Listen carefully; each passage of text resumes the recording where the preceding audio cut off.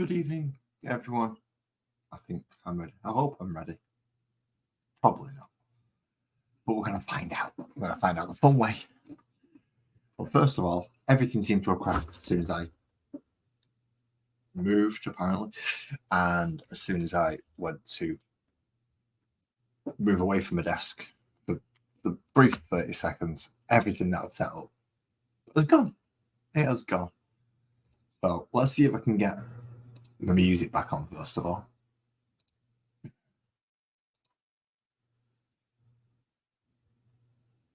And play on that.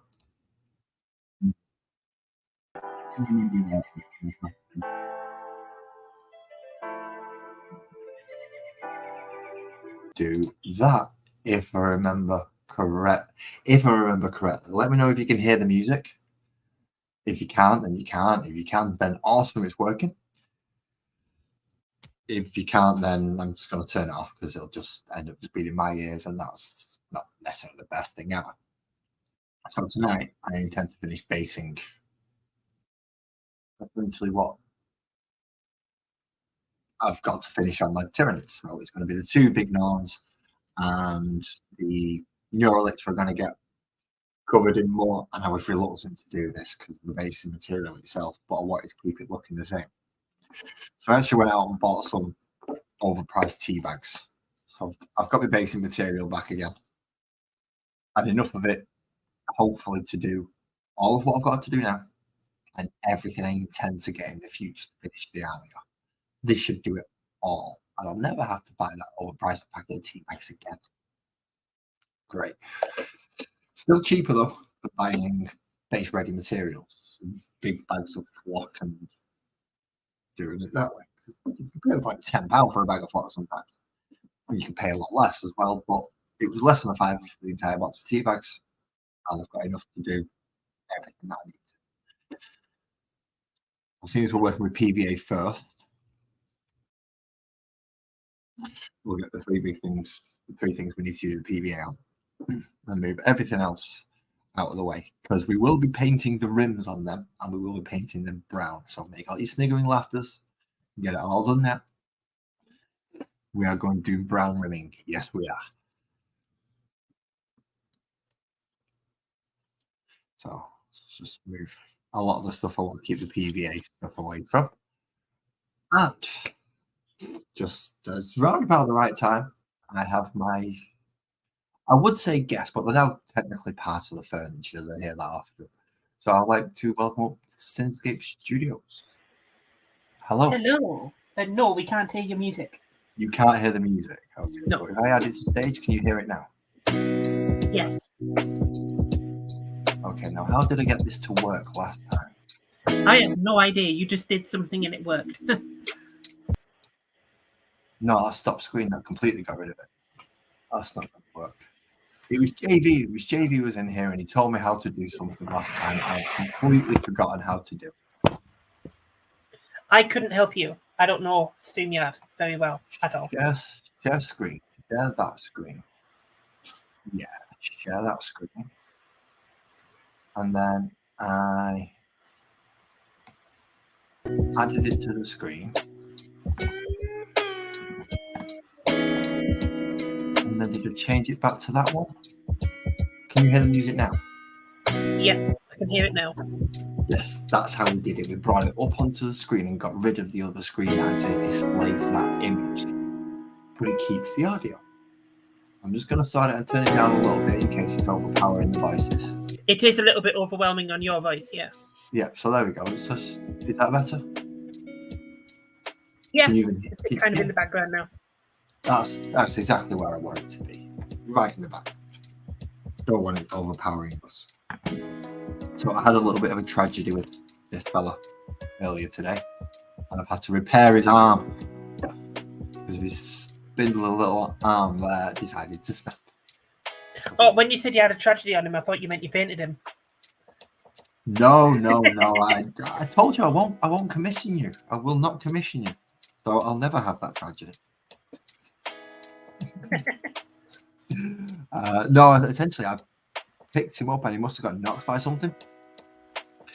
So yeah, when I picked him up, his arm was all flopping off. Oh no! So there was a little bit of glue in behind it, and then his arm fell off. So it was like, right, oh, fair enough. If you're gonna play it that way, I'm just gonna have to glue it all back on again. So that's what I was doing just before stream.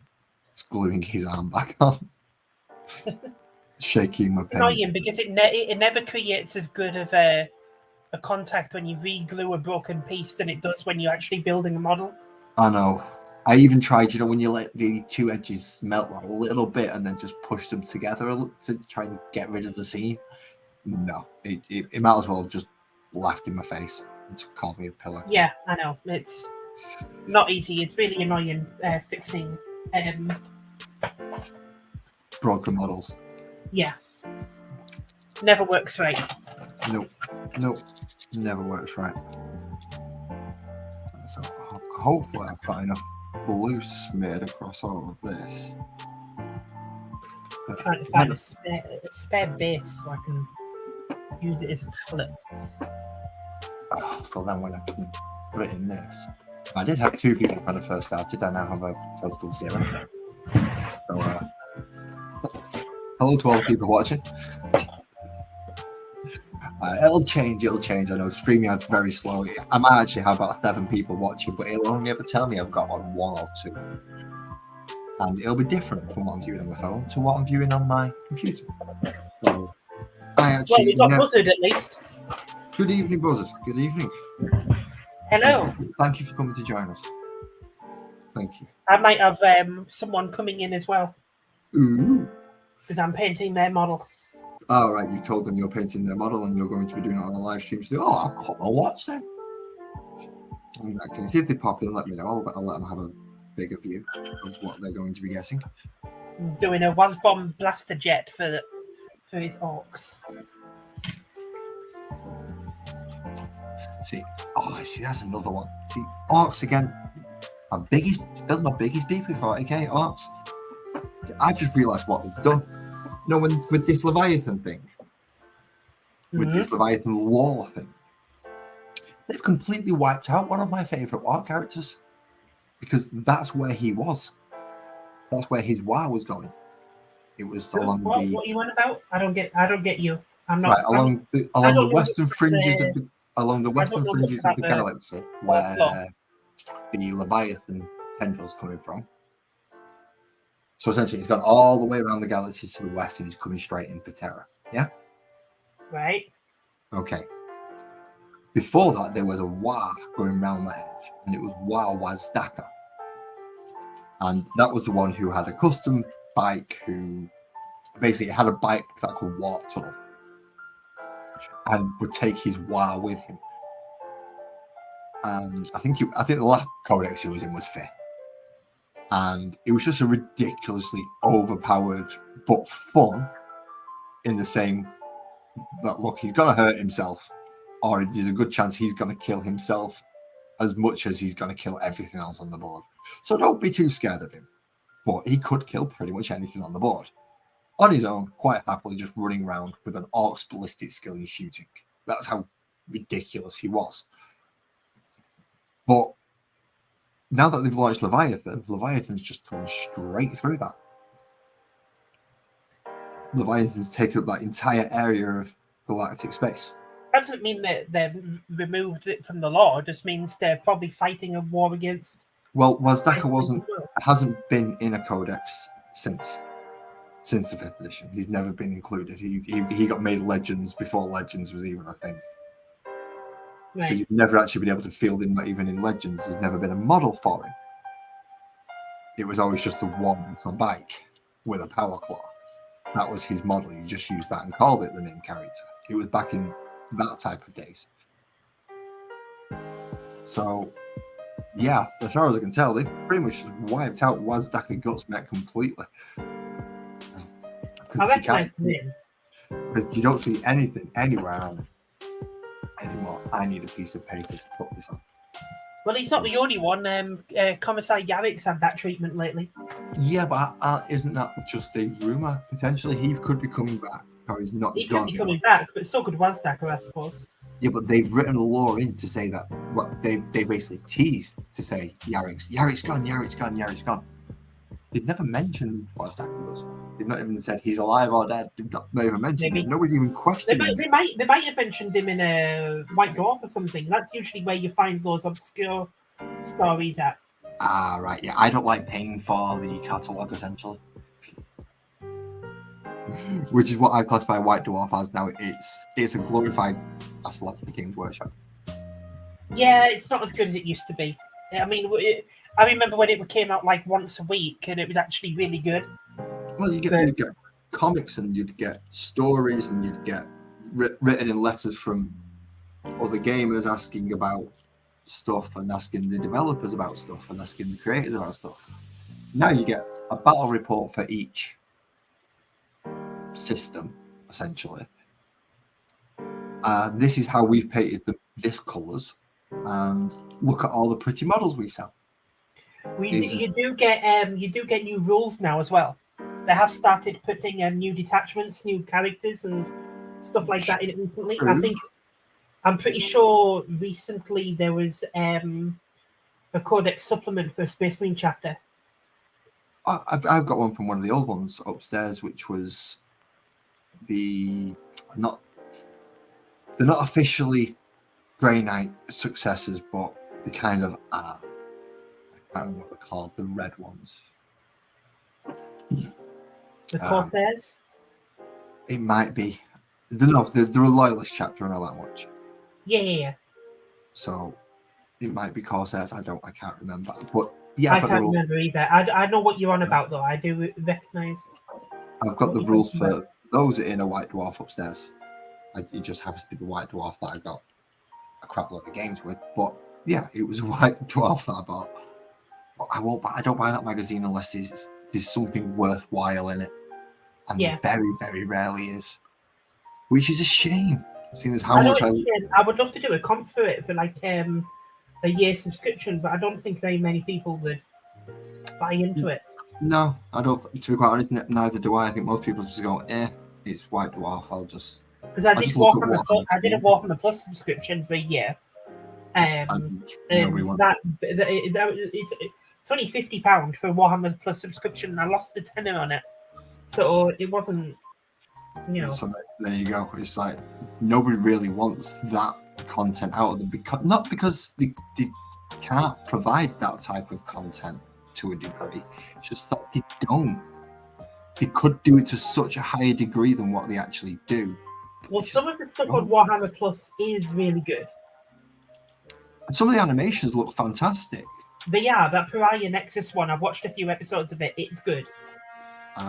But to be quite honest, we were getting just as good, if not better, free from YouTube. Yeah, that's where Astartes came from. That's what gave them the initial big push. Oh wait a minute, this could actually go somewhere. Yeah. And it was a free YouTube thing. As soon as they took it off, a lot of the interest went. A lot of people. They officially announced today that they've signed a contract with Amazon. Yeah, but that'll be with Cavill's project, I should imagine. Cavill's project and more. It's not just his. Right, but his will be the headliner, his will be the frontliner, and his will be the water tester, really. Yeah. If his hits big, then they'll pump more money behind it. Pretty much. I think I know what they're doing with it. I think they're going to replace Warhammer Plus. They're just going to remove Warhammer Plus and just have the Amazon stuff. Because I don't think the Warhammer Plus stuff is really making them that much money. See, that makes sense. WWE did the same thing. They released their own network, realized it wasn't worth them doing it all the time, and then I think they sold it all to Peacock, and they just run the subscription service through Peacock now, and have it done through a third party rather than having to do it all themselves and just have a single niche market going for that thing. They're actually getting more money because people are going to Peacock because they've got like HBO and all sorts of other stuff. Mm-hmm. Yeah. So kind of like what Disney have got. It's kind of like if they signed with Disney and go, right, okay, you put all that stuff on your thing and give us a small share of what you earn each year. Yeah. And you get to make the stuff for it. I'm glad they didn't go with Disney because, oh my God, could you imagine Disney doing 40k? That would be pretty weird. Celeste becoming a Disney princess. Nah. I will save you with my magic wand. You say that. Disney have done some dark stories that are more but adult. that was 30 years ago. I don't They've know. not done an adult story Star Wars is Disney. Yeah, but Star Wars is and always has been a film for children.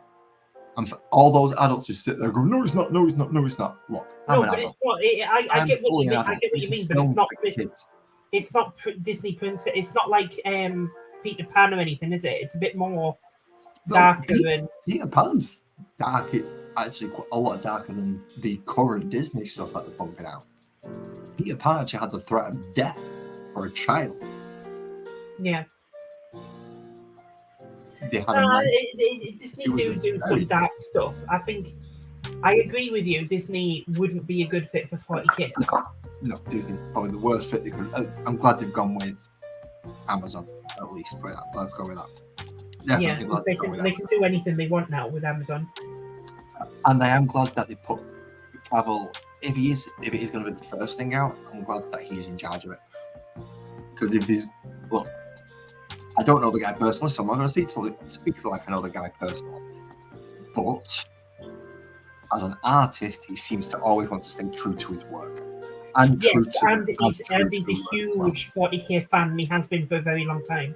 So therefore, I think it's a little safer in his hands than some writer who's just going to write it for the sake of money. Look, they paid me to write a story for this, so I'm going to write a story for it. Oh yeah, Henry doesn't need the money. He's doing it because he really wants to do it.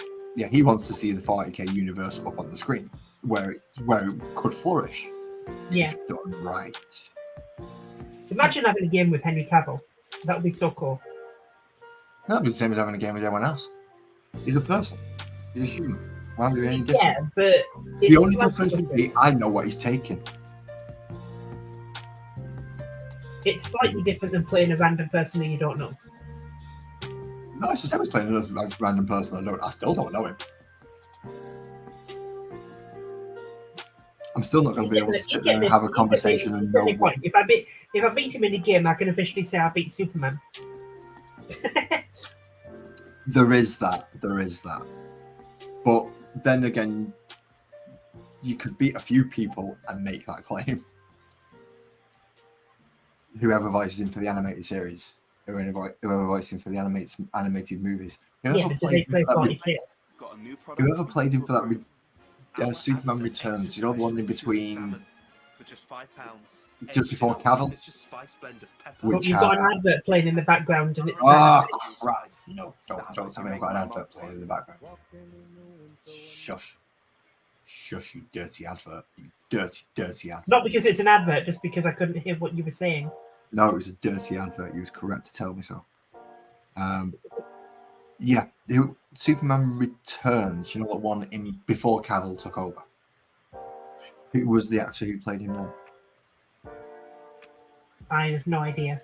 See, if you played him and beat him, you could say you beat Superman as well. Dean Cain. Yeah, but did they play 40k? Do we know that they play 40k? I have no idea. Exactly. Henry Cavill already plays it. Imagine if you just popped to your local store and he was there waiting to play a game with someone. That's what I mean. Whoa. It could theoretically happen. Just repeat those. Henry Cavill's going to pop to your local store. No, that's not going to happen. Well, he does. He's already said on Facebook and Twitter and stuff like that he goes to his local hobby store and plays game with random people. Yeah, where's he live? Sorry? Where's he live? Is he living in Kent or is he living in America? I have no idea, but just in because I know he has a residency. I know he's got a house in Kent, but as far as I'm aware, he spends most of his time in the States. That's fine. I may so be wrong. Someone in the States will walk into their local hobby store and end up playing a game with Henry Cavill. Yeah, but by the same instance, you've got all the critters, shall we call it, as they like to be called, who walk into their friendly local game store and see their favourite people on screen every week. In certain places, that's not unheard of. Over here, it is. It is not. He's just not heard of. But that's the point. It's unheard of over here, and it would be something cool over here. I It think would. be awesome. Well, no, I don't see it happening. Tell you what, I'll put it out there now. This is live online. Henry, if you want a game, mate, I'm up for it. Don't play Laz. He's crap at 40k. Play me. Look, actually, no, do play me. You've got a better chance of winning. But if you want a game, leave a message in the comment. I've got an Instagram there. And message me through that if you want. Yeah, I'll play Henry Cavill. He takes customs. I've got no problem killing the Emperor's Finest.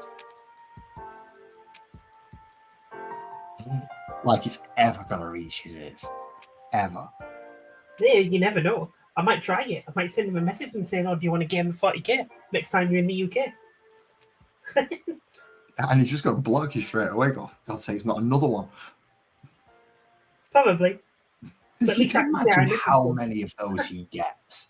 Can you imagine how many people challenge him by Twitter, on whatever social medias or anywhere that you can? As soon as he came out and made any reference, I think his first one was when he referenced the Blackstone Fortress as a light over a table when he was doing an interview doing The Witcher. I think that was the first instance of him basically, it's got to be an odd way of saying it, but coming out to the world as a 40k player. Yeah. It's something you have to kind of do. You have to prepare people for it because some people don't understand what it is and they get scared. So you have to prepare some people, especially if you're a famous person. You're about to tell them that you're a whopping great big huge geek. See, brown rimming. When he announced it, I believe he was super proud to say it. Like he'd been waiting to tell everyone for a while. Yeah, because can you imagine? It's like you're playing super. You can't be a geek. You're supposed to be cool. But I like this. I really like it. Just don't tell anyone he's part of your contracts. But I like it. I really want to do it. Shush him with loose sales. And then eventually he finally gets something where he can reference it and he explodes like a little kid. I can understand that completely because I'm the same. That's the only way to get an easy conversation out of me to bring one 5,000 and that's it. You're fine. You've got me talking. You won't have a problem. So I imagine he might be slightly similar and a lot of other people might be slightly similar. Whereas they can talk about their hobby easily at length for ages. But they shouldn't because most people don't want to listen to them talk about their hobby at length for ages. Yeah. But I say fuck that because a lot of people talk about football for half an hour or whatever, and I'm like, I don't want to hear that. So why is it okay for me to have to listen to you talking football crap and I can talk about my Warhammer stuff? You don't. You just go to somewhere else then. That's how it works. I would not walk into a pub and expect them to talk 40k. Because football's on. I'm not that daft. Then again, I wouldn't walk into a game store and expect someone to sit there and go, who was United's new transfer that they're after? I wouldn't expect anyone for the local game store to have a clue. And I asked them what was coming out next month for Battletech, maybe that'll be a different answer. It's like, oh yeah, they're supposed to be getting this new suit and this new suit and It's like, right, okay. So that's why we kind of have our own places to go. But football is the most popular pastime in this country. Yeah. So for it to be the most popular thing talked about is hardly surprising. Yeah, unfortunately. Let me see, I don't mind. A good game of football is a good game to watch. No, it's not. I despise football for everything it stands for and what it is. I think it's disgusting. You see, you're looking at Premiership. I have no idea what you're talking about. I hate football. In its entirety, I hate football. I don't know what you're talking about. Don't know anything about football. I hate it. So you've never even played it?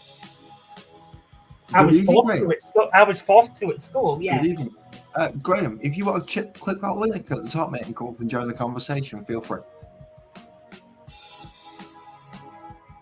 Just saying hello there because I actually caught the chat for a change.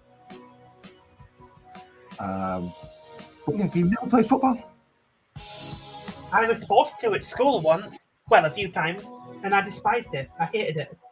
But it's not just the playing the football that I don't like. I hate the whole ethos around it, the whole anti-LGBT stuff, everything about it, what it causes in public. The people who go to watch football matches, Like, see, you get morons and morons, and you can't do anything about them. If they want to watch football, they can watch football. They're allowed to, even though they're not capable of forming a coherent sentence. The fans and the people who watch it is not something that the actual game can have anything to do with. No, but it promotes it. The basic game itself is two teams on the pitch trying to win. That is it.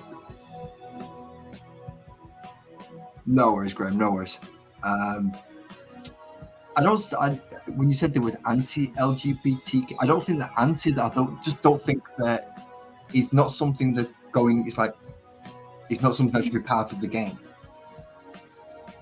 Well, there's been many occasions where footballers have come out as gay, and they've been bullied out of the game. They've been. That's not something the team should be looking at.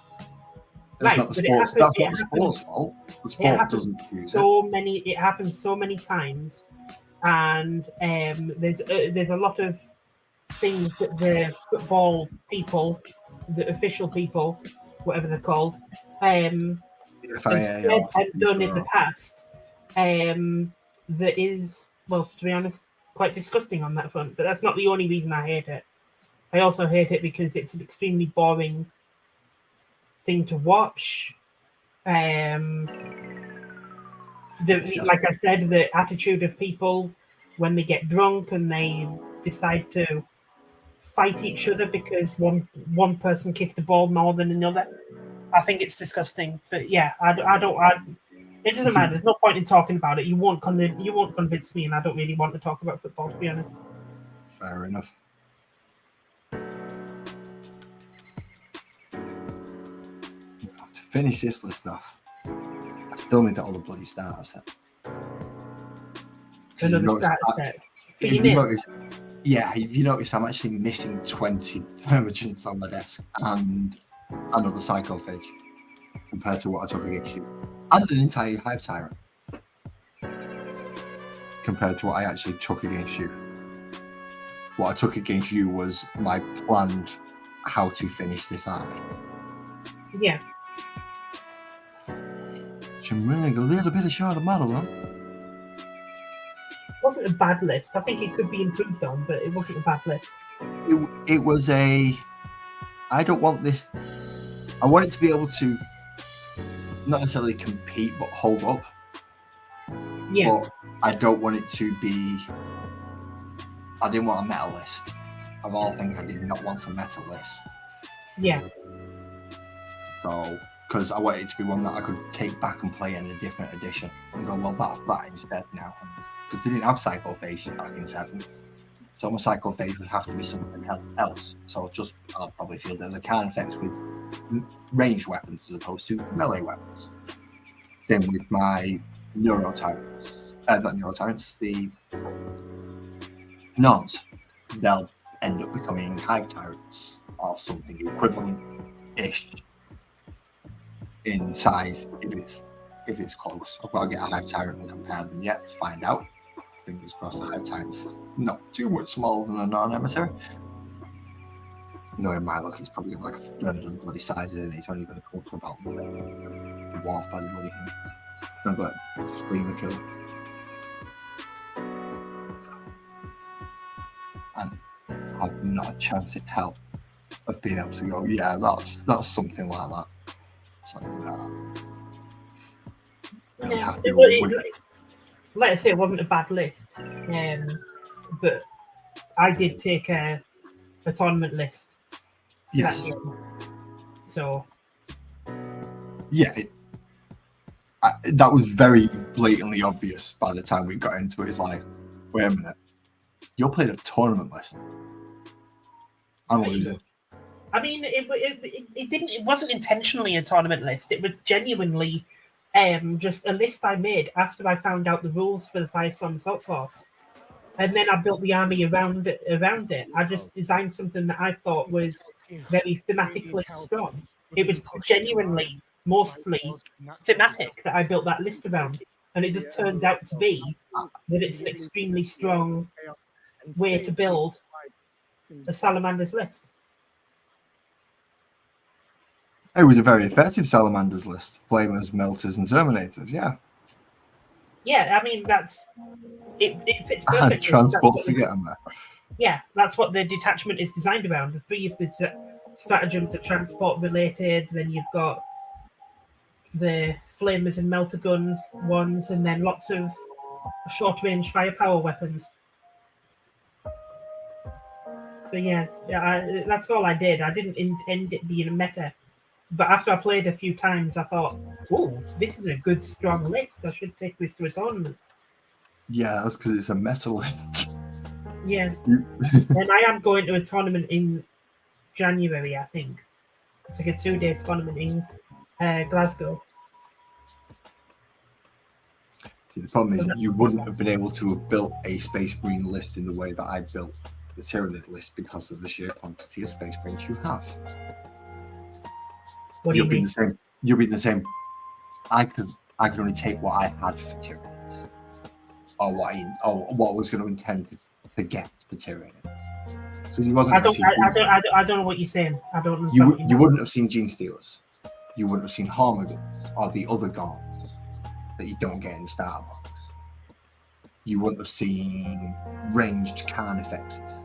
Yeah, that's the difference between the way we've built our lists. I've built a detachment and then bought the models for it, whereas you bought the models in set boxes that were.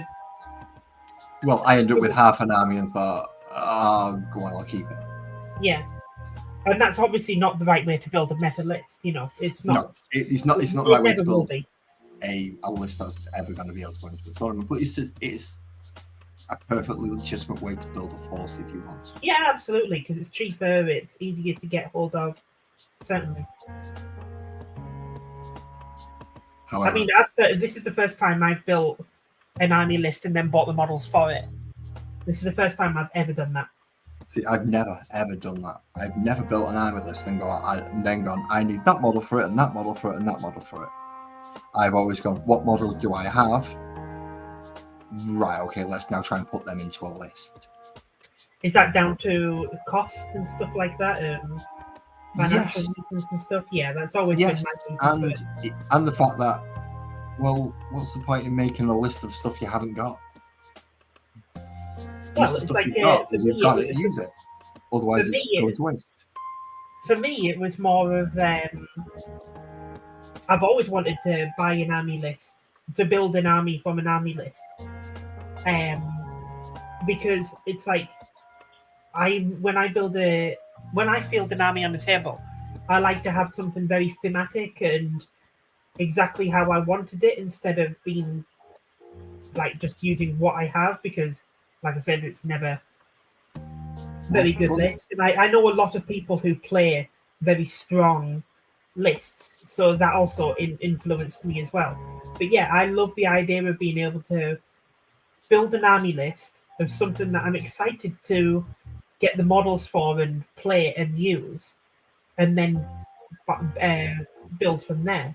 For example, my Salamanders list, I've got 2,000 points.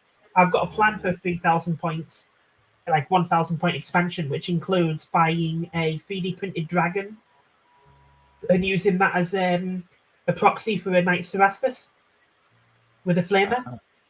And then build up the rest of the army with most likely Phobos stuff. Well, if you have you got a 3D printer? No, but I can buy a dragon for like 20-30 quid off Etsy, which is the right size. Yeah, the shop I'm looking at, you can actually pick a size for it.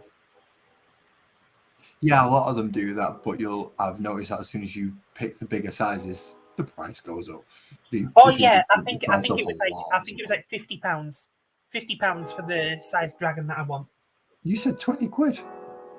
Yeah, it starts at about 10, 15, goes up to about 50 for the largest size model. The one I don't know, I can't remember exactly what it is, between 40 and 50 quid for the one that I was looking at. Although there's several that I was looking at, so it could be anything. So you're still looking at the minute. You haven't decided. No, I haven't decided. There's several really cool ones. They're all roughly the same size as a Cerastus, but maybe not as tall, but a bit more wide, which of course is actually a disadvantage to me. So you went a little bit taller than the Cerastus Knight, but not quite as wide. No, it's the other way around. It's a little You bit went shorter than wider, the but Cerastus shorter. Knight. It's wider because of the wings. Right, because Graham was wondering.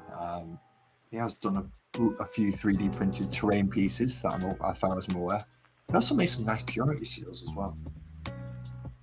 I've also built an Imperial Fist army list on the app, but I've got no Imperial Fist models, and eventually I'm going to buy and build that 2,000 point army. And that, I think, again, is probably going to end. It's very thematic, but I think it's probably going to be another pretty strong tournament list. Send Valrak a message. I don't think he's doing anything with his army. Who? What? Chapter Master Valrak, he has Imperial Fists. I don't know who you're on about. Is that a YouTuber or something? I recognise the name, but I'm not sure. Possibly one of the bigger rumour YouTubers for 40k on YouTube. I've recognised the name, but I'm not sure. I don't think I've watched any of his videos. I'm sure you have. You probably got annoyed with it, but I'm sure you've seen them. Maybe. If I've got annoyed with him, I've probably never watched it again. How big's the dragon? I think it was about 23, 24 centimetres tall. 23, 24 centimetres. So about... So less than a foot. Yeah. And the Cerastus is about 28. Which is still less than a foot, but not by as much. I have actually seen those seals. Are those ones he's got stuck down his mic stand? Essentially. Seals? What seals? One of the purity seals. What are they? Yeah, no purity seals. Yeah, of course. Yeah, well, those. He has a load of them stuck down his microphone stand. You mean like full-size ones, or just ones that you... No, yeah, proper ones. No, proper ones. Ones that you could... Correct size for us. Right, not correct size for models. But what else do you 3D print for him? Is it all sorts of Warhammer stuff, or? Graham is your third. Oh, they're going to the wall in his game room. He's going to. Now he's going to sell an 100 for him, and they're going up in his wall. And yeah, they're about 2 inches in diameter for purity seals. That's not bad. It's not bad at all. Pretty good. 4-5 centimeters. Graham, you can't do it. Give me a minute.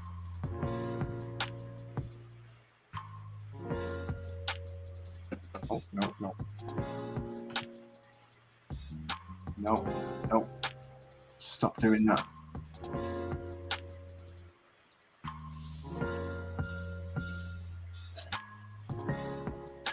Graham, I ask because I'm looking for a 3D printer to do some collaboration work with for my business. Graham, I'm going to post your channel, mate. Give me a second. I'm just trying to find it.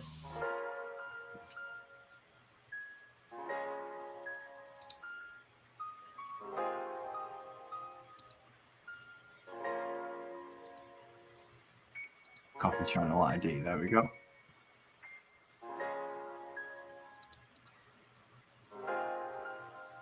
And there, if you wish to go to check out Graham's channel, feel free. Nice. I think that's the correct link. Do us a favor, just check it. Just make sure it is the right one. If not, I'll go back and put them up. What, me or Graham? Anybody who wishes to check.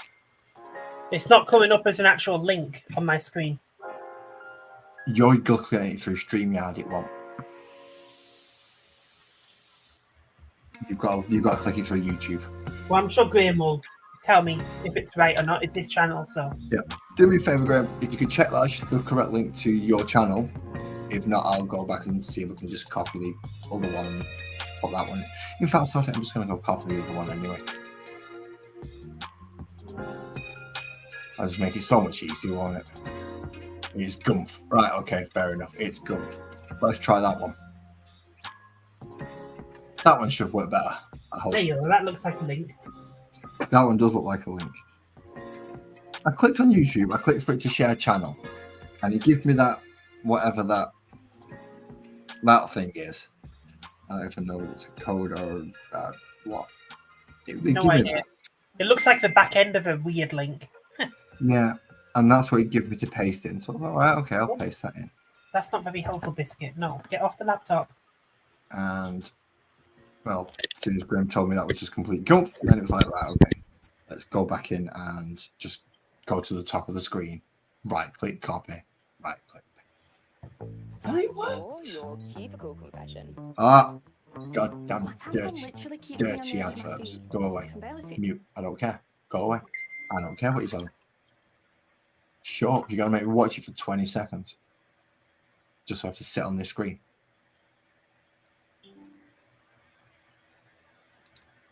So I can unmute the damn thing. You're really not nice, YouTube. Really not nice, YouTube. 6 more custos to guild. Oh, why did you? That project even in the beginning to start with is just sounds painful to do. Is it anything you'll do, Senscape? Would you ever gold leaf an army? Oh, okay. Probably That's not. what Graham's currently doing. He's gold leafing a custodes army. I mean, it's different. Oh, But I mean, absolutely like amazing. all I have to do is strip in Retributor and gold over the top of it, and I've got gold. No. Yeah, but the thing is, yours will be trying to look gold, and you'll have to highlight and paint and do stuff to get. But surely that's never going to look smooth and perfect. Oh my god, it looks awesome. It literally looks like it looks like gold. Okay. It looks like it is just gold. You don't need to highlight it because it looks like gold. It's natural highlighted, natural shaded just by sheer ambient light. It's like,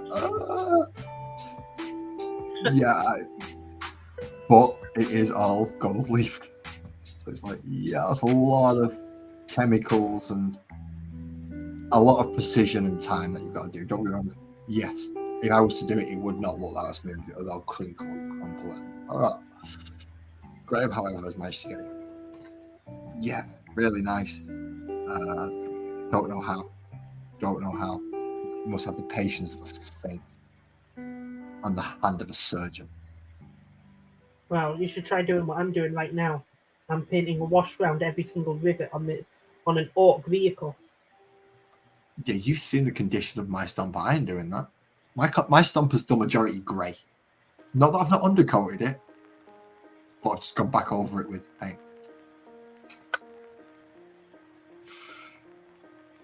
I've not given it many washes at the minute. I need to give it a vastly huge dry brush with silver or with gunmetal.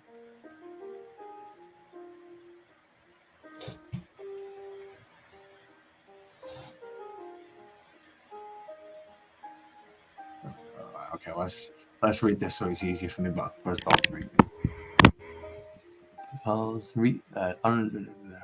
Reset out there. Right, okay, so you highlight a comment to read it out, and you just go blah, blah, blah, blah, blah. No, highlight it so it's on the screen so everyone else can read it, so I don't have to read it out. So I can just go and read it. Whereas down there, it's harder to read. It's easier to read when I make it bigger on the screen like that.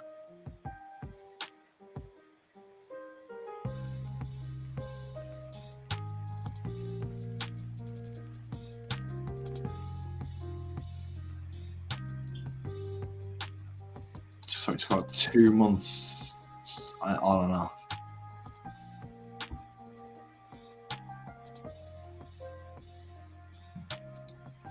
well, that's kind of South. Gold's expensive, whether it's in leaf form or not. Gold's just expensive. At least you're doing custodians and not Imperial Guard. Yeah, there is that, yeah. How many models have you got to do? 20 for a 2,000 point army. No, that's not too bad. How many have you got to do for a 2,000 point army? Well, it went all infantry, so it's what? 60 points for 10. It's a lot. About 200. Close to 300. Jeez. 300 kills. At least thankfully that's impossible because you can only have a maximum of 6 of the same. I wonder if it is possible to do 3,000. Except for battle line. So your basic troops you can take full units, so 60. 120 because you can have 20-man units. Okay, so 120 guardsmen. Then you've got special weapons crews, heavy weapons crews. Yeah. Kassakin. They get paid differently. They'll get paid slightly differently. So they get paid slightly differently, yeah, but there's still. It would be possible if you did it with the Kassakin. Although the Kassakin would only be you'd only allow 3 of them units. Still, that's another 30. 60 again. There can be 60 again. No, okay. And then you could also throw in the Tempest of Science. You can have the Death Corps Creed as well. They have a different battle. Could you ally them? I thought that's like allying. No, it's part of the basic codex. Yeah, so you wouldn't be able to. They'll come under whichever ones you've already got. Are you sure? Yes. No, their battle line as well. They're a separate data sheet, so you can have like 6 units of 20 Cadian troops, and then you can have 6 lots of 20 Krieg, and then you can have 10 lots of. You can have 6 lots of 20 the jungle ones. Can't remember what they're called. Catachans. Yeah, that's the one. Yeah, the Rambos. Yeah. So you can have 6 lots of 20 of each of them. So yes, it would be possible to do a ridiculously huge infantry force. Yeah. There was a YouTuber that I saw recently who did actually do a pure dedicated infantry army, no vehicles at all, just infantry troops. And it turned out that, and he did a battle report for it, and it turned out that it was actually quite a strong list. I mean, obviously, because it's impossible to kill them all, but yeah. Most of mine don't have many vehicles. I mean, it's only recently I've started putting the bigger dreadnoughts in. Yeah. And the repulsor. Well, the vehicles are definitely the way to go for 10th now. They're very, very good. Well, yeah, for all for 8th and 9th, I didn't use vehicles because they were just so underwhelming. They were crap, yeah. Toughness 10. Like, what? Come on. This thing here is toughness. Is half the toughness of that, you're saying? I don't think so. Yeah. And this thing that's supposed to be super tough and hard to kill is the same toughness as that thing there that squishes in. There is still some weird things like that, like Mozrog Scragbag from the Orc Codex. It's just an orc on a shark. Yeah, I know, he's brilliant. He's toughness 10 with a 4+ feel no pain. He's tougher than a... Yeah, but he's an orc. So that could be to do with the thickness of his skin. Fleshy, on a fleshy mount. Shouldn't be as tough as a Space Marine. No.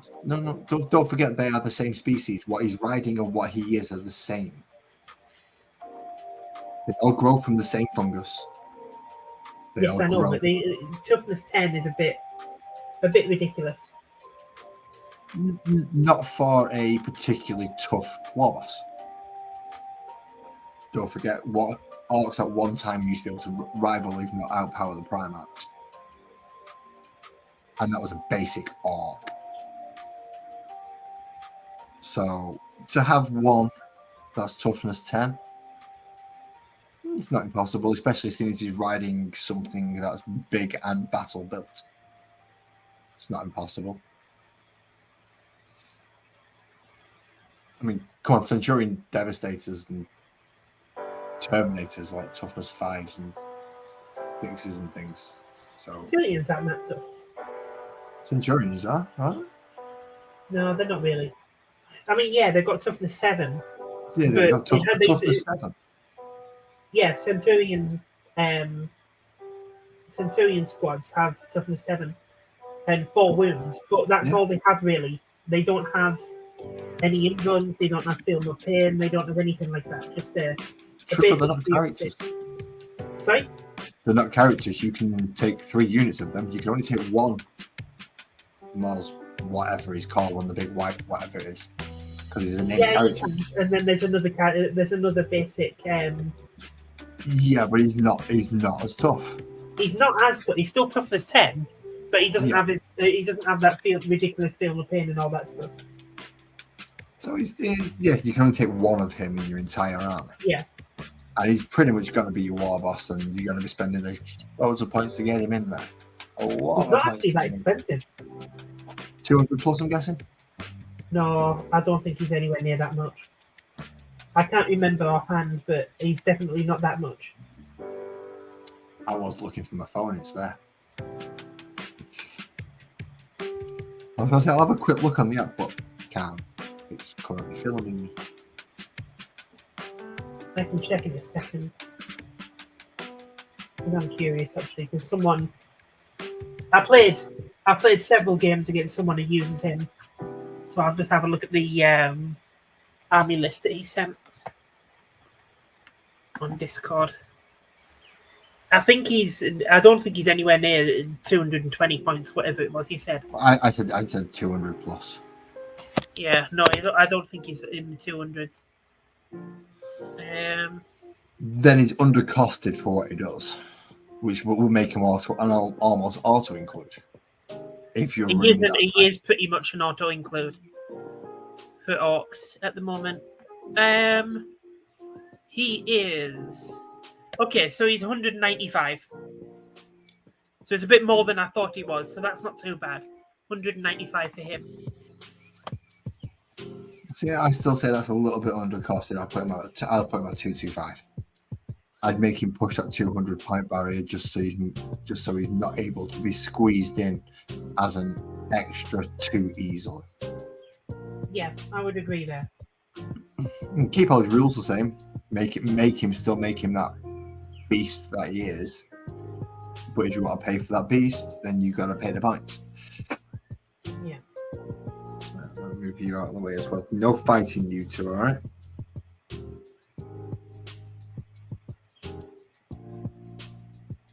Gotta keep the kaijus apart. I'll keep an eye on them.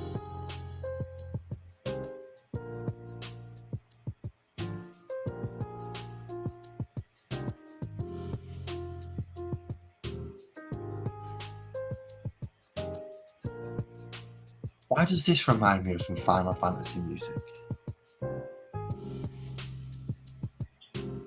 I mean, the piano segment. Yeah, that's specifically one. Yeah. I didn't think of Final Fantasy until you mentioned it, but I can see where you're coming from. I'm just so used to falling asleep to Final Fantasy music and not used to it now, so. Oh, I can't wait till Rebirth comes out. Can't wait at all. I'm so excited. I'm so excited to it. I've not even played the first one yet. I took a bit of a slack with it when they went, no, PC's not going to get it for a while. It's all fine. Fuck you then. PC will get it 3 months after release. That's what they basically said 3 months. Yeah, but it was 6 for the first one. It was 6, yeah. The original, when they initially released it, they said 6 months exclusive, but now they're saying 3 months exclusive for LinkedIn is the place to be. Start advertising. Sony aren't going to give up that exclusivity on that as much as they can get it. Well, they did for remake, so they will do it for Rebirth. They won't give up they'll give up as much as they have to keep as much as they can.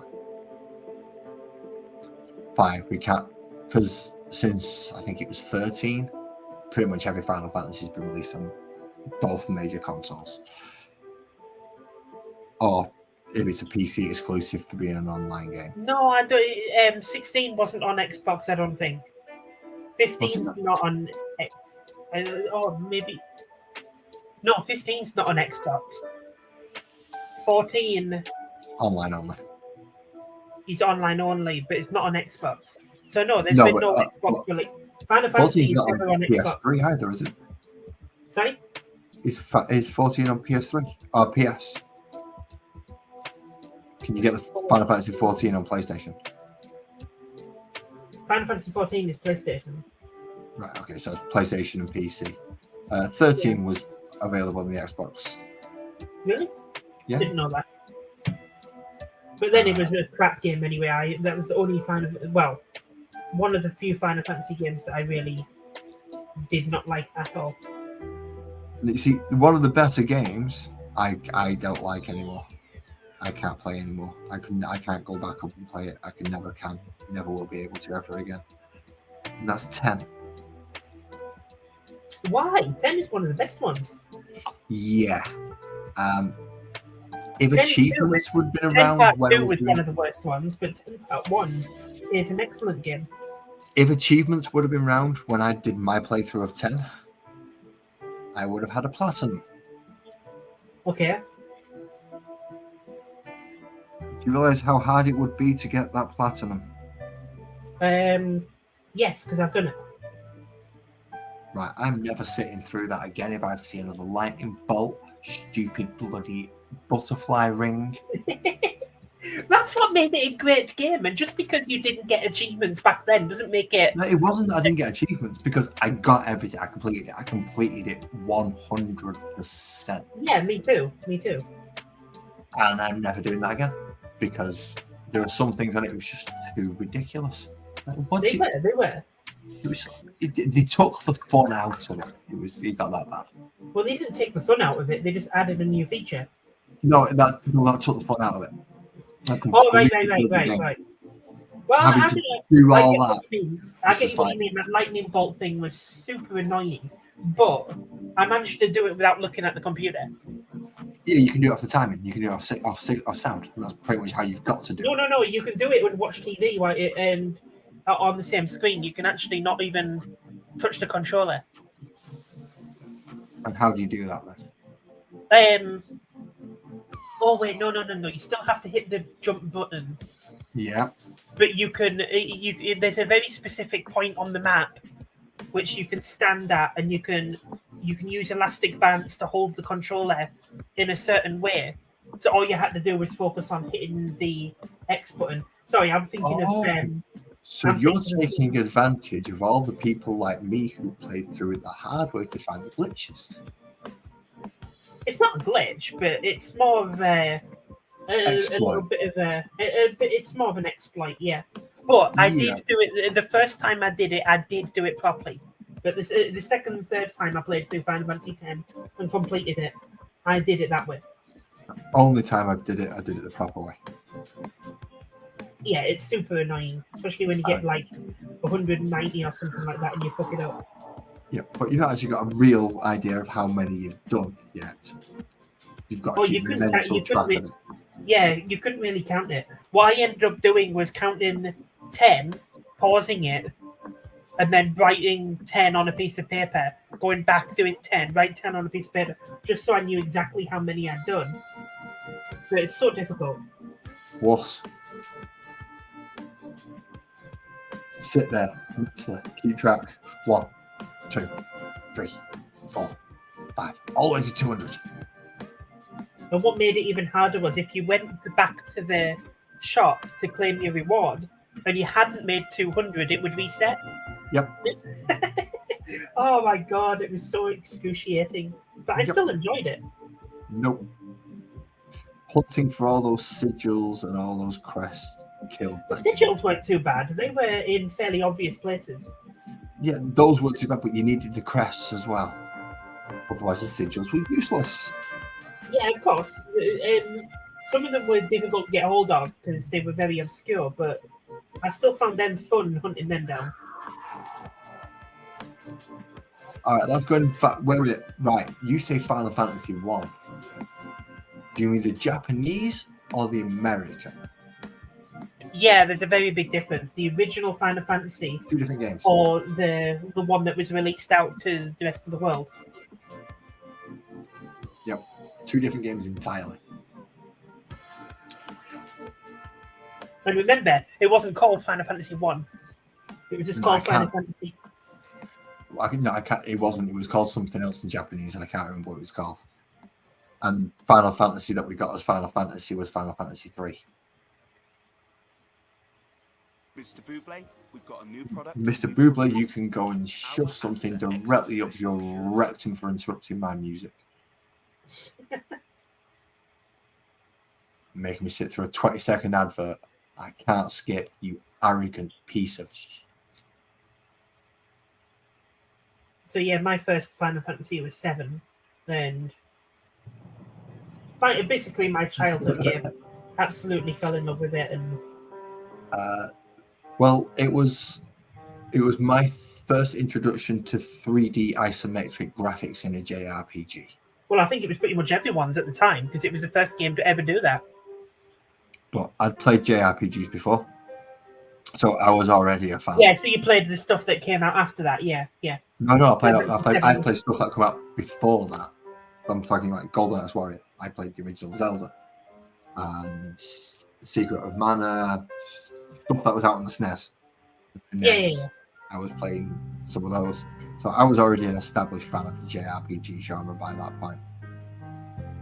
Doing a full weekend, I think me and my friend were about 11. Made me younger than that. I might have only been about 9, and we did a full weekend, stayed up, and just completed Secret of Mana 2-player from start to finish all the way through. We would have done it 3-player, but we didn't have a multi-tap for the SNES. RuneScape. Oh, now that's a game series I've yet to get into. That's still even popular now.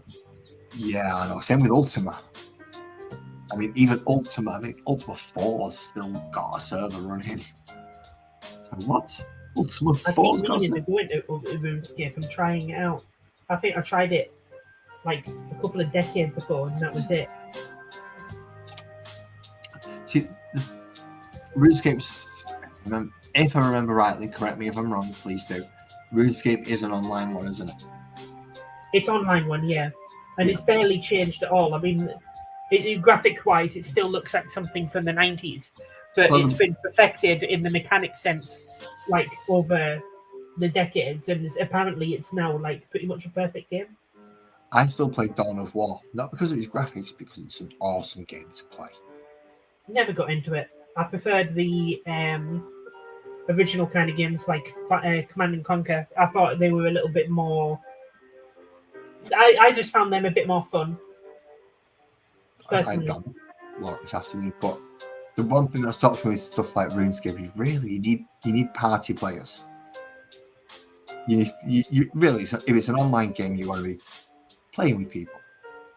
I don't know. Some online games you can do it solo. I'm sure Graham will say. Yeah, look, whenever I online game, I try and do it solo. That's only because I don't like arseholes online. No, neither do I. I don't play online. So I avoid them online.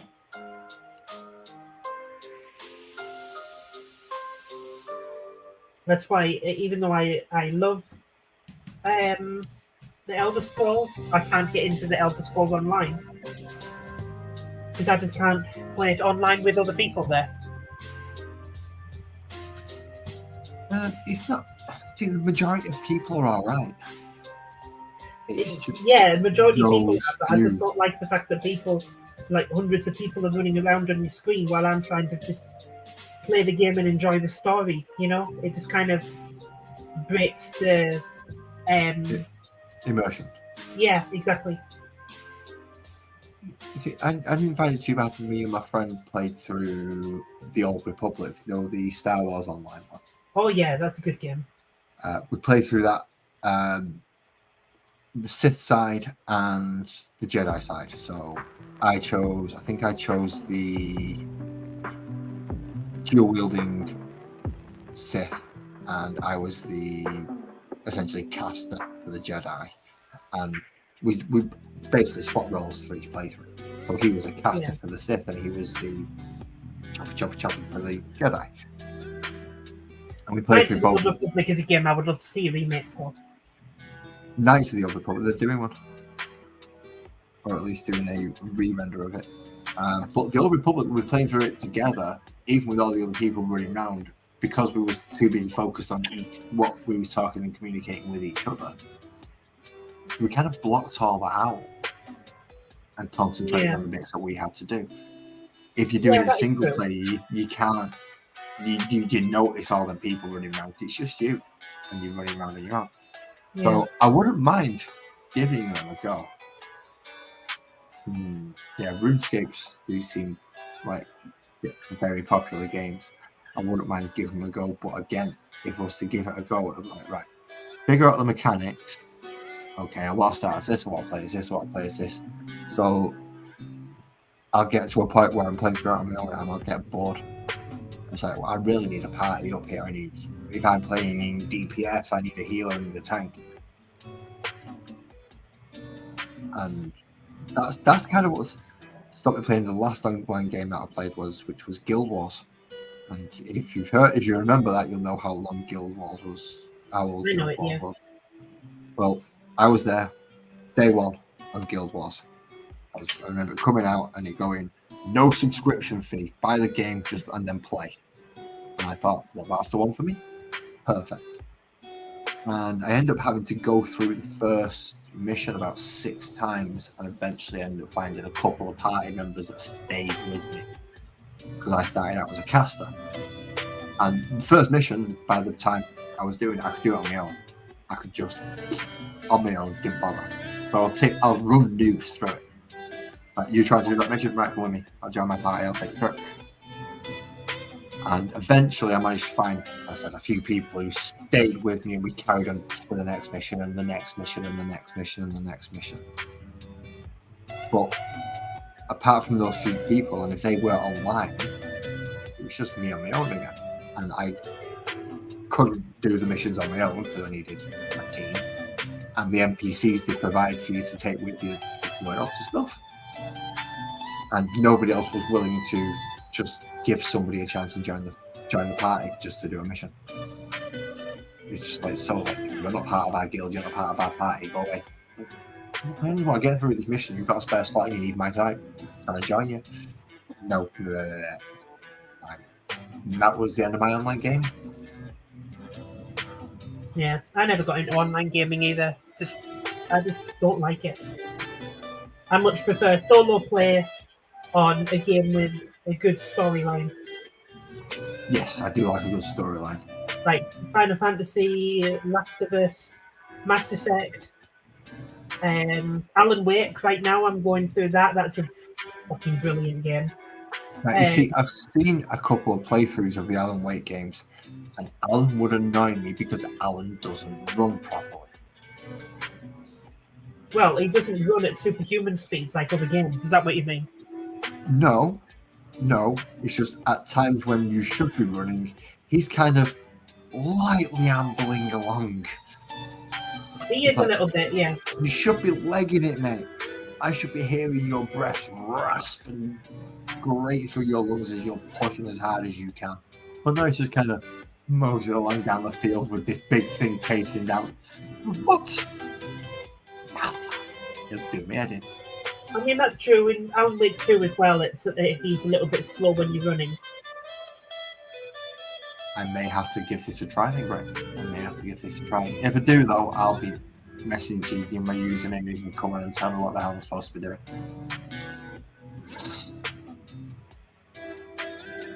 So just to warn you. It's not so much the community that I don't like. It's just the fact that I want to play the game, focus on the game, and not having like 100 people just running around me in random fashions. It's why I don't like online games, because I would want to play like all together as one big cohesive unit. Yes. Kind of thing, and communicate with each other, like playing Rainbow Siege or something like that. That's like. Did you just get 2 completely different games mixed up together just to try and make yourself sound stupid? What? Did you mean Rainbow Six or did you mean Siege? Rainbow Six, yeah, because I'm thinking Rainbow Six Siege. But yeah, it's like you have to work together to do what you need to do. But like playing games like Call of Duty, where you've got like 30 people all running around entirely on their own, aimlessly, just shooting at whatever they shoot at.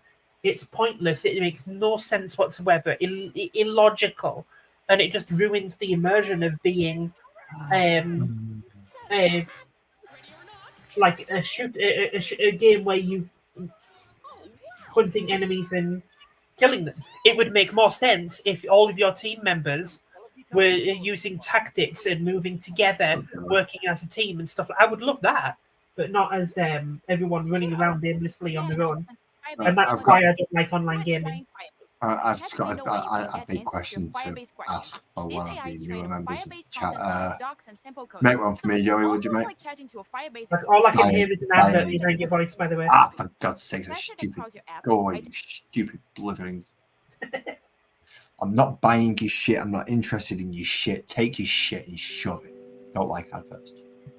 But Joey, yeah, if you could make one for us, mate, and let us know how good it is. Appreciate it. But I can't at the minute. I've got ribbing to do. Yeah, I've still got lots of ribbing to do. One thing I'm really, really worried about the gaming market is the death of single-player games, and all the companies just producing multiplayer games. Just that would be the end of gaming for me. I didn't know if you'd have any buzzers. That's why I went for Joey. I know Joey would have. But yeah, saying that you can complete all but 2 quests single player on RuneScape, so you should be all right on that one. And if you, as I said, if you can get a group of people together that agree to go, yeah, I'll start a new character. I've watched you try one of these. I'll start this character, and you go, all right, okay, I'll start this character. And I'll start this character. And I'll start. And you get a group of you that actually play together. So you're all around about the same places, you're all going through the same bits at the same time, then they can be extremely fun. It would be if everyone took it seriously enough to the point where they would like roleplay the character, and that kind of thing. Well, you don't even have to roleplay your character, we could just have a laugh and complete the mission. But the staying together bit is the important part. Is you don't want somebody going, well, I want to play now, so I'm taking this new character and I'm going to power level them in the next 20 levels. And then all of a sudden, everybody else comes back on. It's like, yeah, we're all level 30. Let's go do these 35 missions. Like, I'm level 50. I'm going over here. So, well, what's the point in us doing this as a party if you're going to look off on your own? Also, a game needs to have like a really captivating story. I know Final Fantasy 14 is supposed to have like a really good story, but I could never get into it because in between each tiny portion of this main story, you have like 100 hours of these shitty fetch quests to do. So I couldn't. That's another reason why I couldn't get into that one. That's just MMORPGs all over. It's fetch quests. Yeah, I know exactly. I hate it. It's one of the main reasons. So yeah, single player games for me all the way around. Oh, so women. So RuneScape doesn't limit you to a class as such. You can train in everything, kind of like in the same way Dungeon Siege did originally. Final Fantasy 14 is like that as well. You can kind of. So if you pick up a Thunder spell and start using Thunder Magic, your level and proficiency in Thunder Magic will go up. If you pick up a Fire spell, it'll increase your proficiency in Fire spells. If you pick up a Sword, it'll increase your proficiency in swords. That's like what Skyrim did. Obviously, RuneScape did it first, but yeah, that's one of the reasons I think Skyrim is one of the best games like of that kind of genre, because of the leveling up system in Skyrim is exactly that. Skyrim anymore either. Like every time you punch, you level up your punching, or every time you jump, you level up your jumping. That's the kind of thing I like. So you end up creating a character based off how you play it. Instead of having to plan ahead, your character gets stronger in how you would normally play, if you know what I mean. I can't play Skyrim anymore either. I broke it. What do you mean you broke it? It became too easy. You get to the smith at the beginning, and from that point forward, you've got Daedric armor. I mean, if And you think Daedric around it, weapons. yeah. You've not even gone to Whiterun yet. Yeah, You've because I assume it was because you put a bucket over his head and stole the hammer. No. I got my crafting up that high that I could make it myself. How dare you shoot my stuff?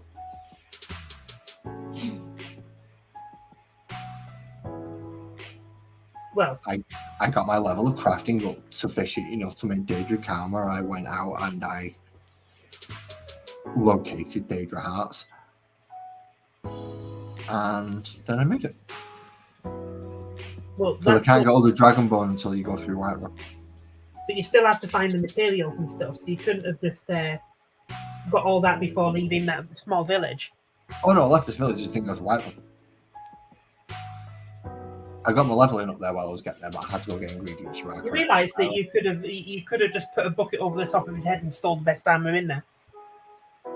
No, can't be stealing. I don't do stealing stuff until I join the Thieves Guild. Okay, fair enough. I mean, yeah, you can do that, but that kind of ruins the game a bit. Oh, wait a minute, no. Graham just said my favourite word. Both have Free. free versions. Yeah. Free. I like that word. It's the best word, one of the best words in the world.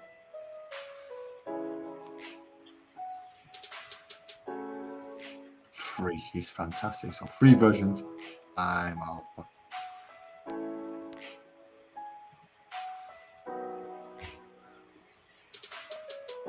That reminds me, I've still got to try and see if I can get a new hard drive so I can set up a hyperspin system on here. Say that again. I didn't hear a word of that. I've got to get a new hard drive to see if I can get a hyperspin system set up on the PC. A what system? Think retro arcade games. Oh, right. Okay, I get you. Okay, and then a system that goes, okay, which console are we playing today? Right, okay, now which game do you want? Yeah. And it's all set up and ready to just play. So you can go back and play all the old Streets of Rage, all the old Commodore, all the old STs, all the old. You know, one of my favorite retro games. Oh, I can't remember what it was called now, but it was like a 2D top-down thing, kind of like the old Zelda games. In a castle or something, and it was like a role-playing game, one of the earlier forms of role-playing games where you'd get like magic missile and stuff. I think actually one of the spells was magic missile, but this was like late 80s, early 90s. This game came out, and I had it on a disc of games, which had like hundreds of games on it, called Galaxy of Games.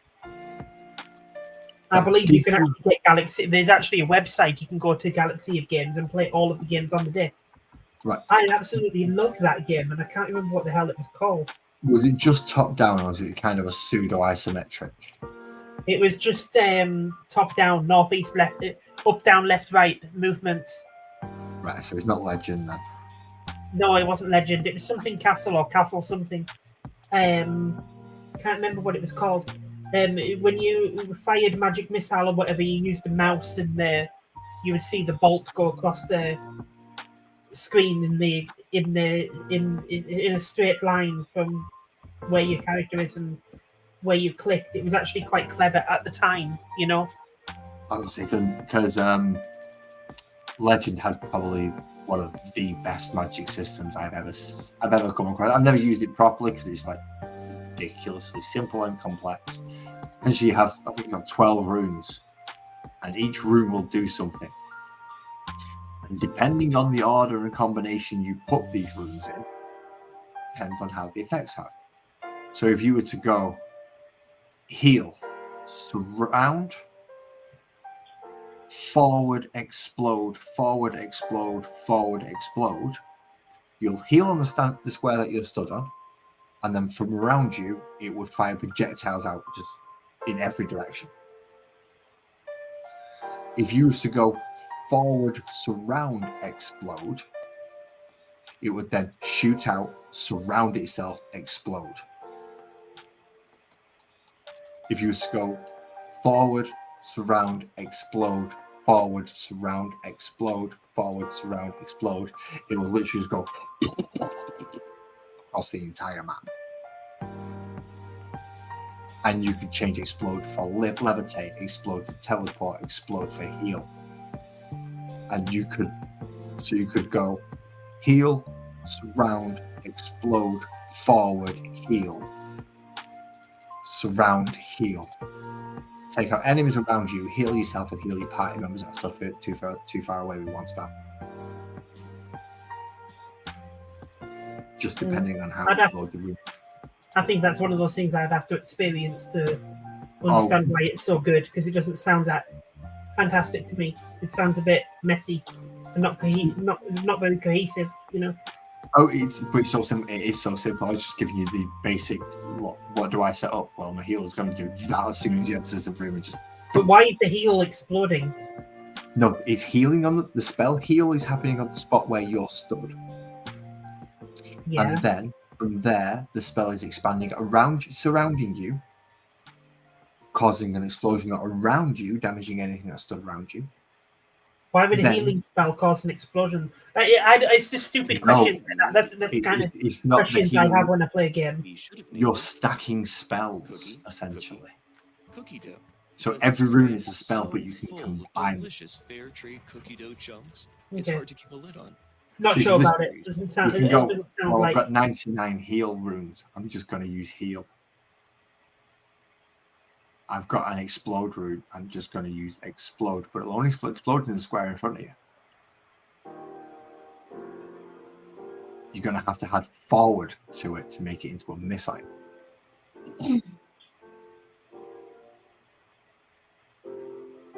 Or forward if you want it to go further. So you have to really think about how you use your runes and how you set up your spells. Because you do have limited slots as well. Kind of sounds like materia from Final Fantasy VII. But a bit simplistic. No, in fact, kind of like materia, but a lot more combinations. I love a lot more combinations. Although I did like the materia system. The materia system was excellent. It was better than the junction system. The junction system is probably one of the worst systems to have had in Final Fantasy games. It essentially stops you using your magic. Yeah, I know. I mean, I still enjoyed collecting all the magics and get all my stats up to 9999. But yeah, you ended up just doing physical attacks and abilities throughout the whole game instead of using the magic unless you really needed it. Well, did you figure out the extremely cute way to beat everything? Most likely, but I can't remember it offhand. Meltdown on Aura. Oh god, yeah. Meltdown strips its defense to 0, and Aura gives you an enhanced chance of hitting your limit break. Yeah. So you use it on Squall, and you just keep tabbing through until he's got his limit break, and just hope to God for the lines. Name Yeah. But then there were things like that. There were things you could do in Final Fantasy VII, the original, like that as well. You know, being able to cast Knights of the Round 8 times or something like that for nothing. That would, there was some really. It would always cast the first person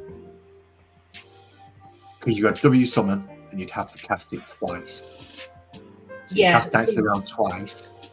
Yeah. And then you'd have the other 2 copy. Yeah, it was something like that. Yeah, it was ridiculous. You guys set you off in battle, done in one move, done. Yeah, but that's probably the worst thing to do on Sephiroth at the end, because he will then ultra run over you. So unless you have Undeath Phoenix, he's probably gonna die. Say that again. Why is it the worst thing to do? Because if you use Knights of the Round on the last form, or not the last form, but the Winged Angel form of Sephiroth, yeah, he responds with Ultra Nova. And the more damage you do to him, as far as I'm aware, the more damage it does to you. So if you were to 6 hit him with Knights of the Round, he would do 9999 to all of yours. Well, that didn't happen to me when I did it. Uh, Are you I sure took- that's the thing, or is it just something that happened to you in your He game? he will automatically counter. The automatic counter with Supernova is something that happens in the game. If you use Knights of the Round, he will automatically counter with Supernova as his next move. But I did it, and it didn't do that.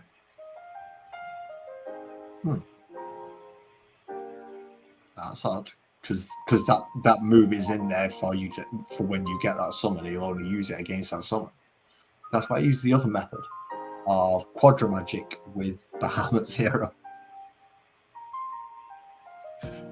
So I've got 8 Bahamut Zeros going off, and then copy that instead.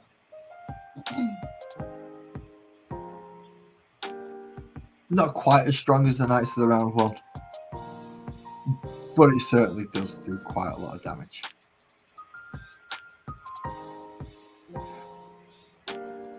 Trying to think if that did happen. I'm pretty sure I defeated Sephiroth using Knights of the Round. You might have defeated him using that's quite possible. I'm not saying you can't defeat him. I've defeated him using Knights of the Round. I just that whenever he used it previously in the battle, he counted with Supernova.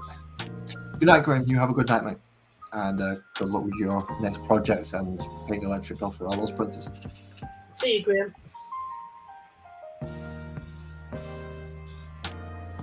Yeah, I've done it with Knights of the Round. Yeah, use it once, he counts for Supernova, laugh the Amber Slash. You know, that type, just a standard fight type of thing. As opposed to going in and going, right, I'm all set up, ready to go, and I can do this, I can do this, I can do this, and that. Because I've set up on materia so that I'll counter whenever he does that with that, and I'll do this with that, and I'll do that with that. I've had normal fights, and I've had the ones where he does something, I counter him with Quad Slash, and then he kills somebody, they automatically set off with Phoenix, which obviously brings everybody back to life again and does him damage. I've also had is it W summons? No. Yeah, W summons, the ones where you master all the summons and merge them all together into one. Master, yeah. Yeah. So have you tried doing that 3 times yet? I'm not sure actually. Because Knights of the Round is a git. I think it takes more bloody AP than anything else in the game. I think it takes more AP than some of the things combined in the game. Oh, did you know Ever Crisis is on Steam now? Yes. The mobile game. I have it on my phone, but every time I go to play it, it asks me to update it, so I never really got to play it properly. But I might install it on Steam and play it on PC. It's still don't ask you to update it every 5 bloody minutes. It's what they always do. My PC should update it automatically in the background when I'm not playing it, so it should be fine. Oh yeah, that reminds me, I need to log into Steam so we can do that. But you can't do that with phone. It'll only tell you it needs an update when you actually open it.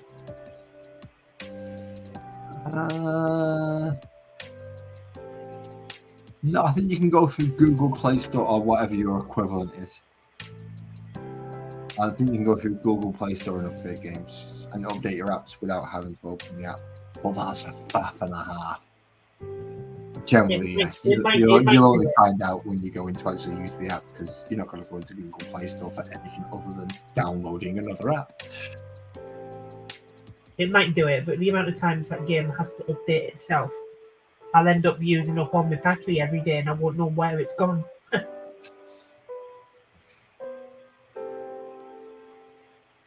So now I'll stick with the PC version. But anyway, the PC version will probably have mods at some point. Oh, of course. Somebody's going to get into the code and go, oh, I can do this with it. And that's when all the fun starts. Because I would love it. I can't wait till they bring out Advent Children on that. Advent Children's the film. Yes, I know it is. But they're making it into a playable game for Ever Crisis. Oh, that's going to be awful. Why do you think it'll be awful? Because it's got Kadaj in it. Carnage wasn't too bad. He was a whingy, whining little emo wuss. He's better than the guy from Before From 8? Crisis. Yeah. No, He's better Before than- Crisis, the Zack Fair story. Well, the villain in that was one of the villains in Oh, Genesis. there. That's the one, And Genesis. Angelos. Yeah, well, at least Genesis had a reason. He was genetically screwed with. His mind was a bit. Yeah, but his voice acting and characterization was cringe. Yeah, he was supposed to be an arrogant cunt. That was his entire character. Yeah, but it was voice acted so badly. It just sounded so cringy. And now, yes, I'm aware that Zack Fair I was didn't cringy. play it with voice acting. I played it before the voice acting new one came out, so it was fine for me because it was just text. You only playing the newfangled technology versions. Go back and play the originals. No, sorry, no. Yeah, I get what you mean. Yeah, the original. I played the original through, and then I played the one with voice acting. But the original one, his lines were still like cringeworthy to read them. Yeah, because pretty much everything he said was a quote from Loveless. Yeah, I know. It was ridiculous. That was his character. Everything he said was a quote from a book that didn't have a final chapter that he was trying to bring to fruition in real world. Yeah, I hope they do. I hope they do a Rising remake. What, do you think Genesis will be a remake? Well, Angelos is gone. They won't be thinking of it. what was the name? Vice and the vampire one from Dirge of Cerberus were in the DLC for remake. What, Vincent? Yeah, not Vincent, but the villain from Dirge of Cerberus.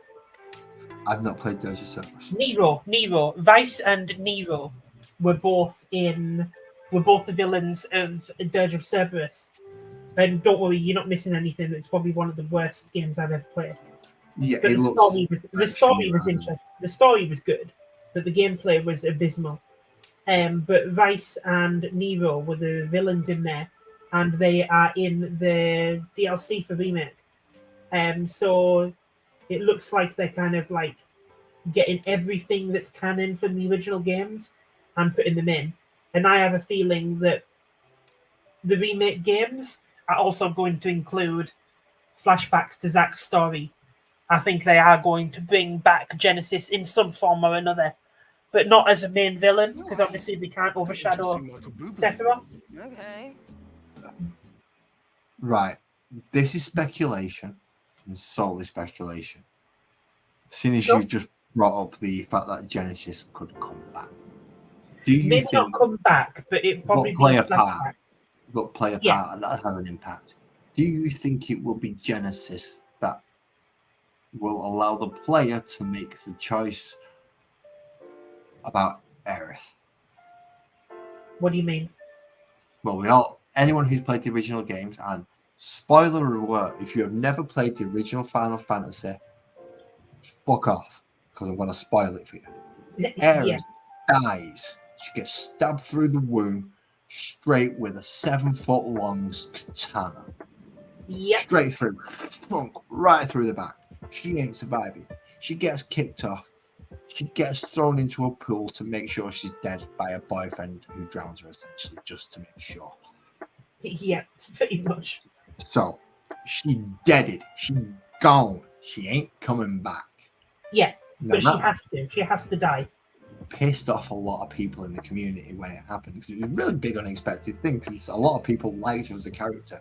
She was a really good she's probably the best support character in the game. Yeah, and you it lose upset her a at lot the of end of people. A lot of people were really the emotions. First when time I that played it, happened were I had her brilliant. in my team. It was Cloud, it was Tifa, and it was Aerith. That was my team. Yeah, yeah, it did it. It did that. That was the point of it, to shock you, and Good evening, Captain. Hello. a lot of emotions. It was brilliant. But yeah, now they're gonna do that bullshit answer where they're gonna try and make it so she lives. No, they're not, because they can't. So Why can't they? The whole they point of can't. this is disruptions in timelines. No. You've missed a lot of information. They've already said that the 3 games will end, and Yeah. Advent Children will still be canon, which means Aerith will still be dead. And they've already said as well that all of the events from the original game will happen exactly the same way as the original game. They're just beefing it out a little bit more and adding some other twists in the way. So everything that happens in the original game, it will happen.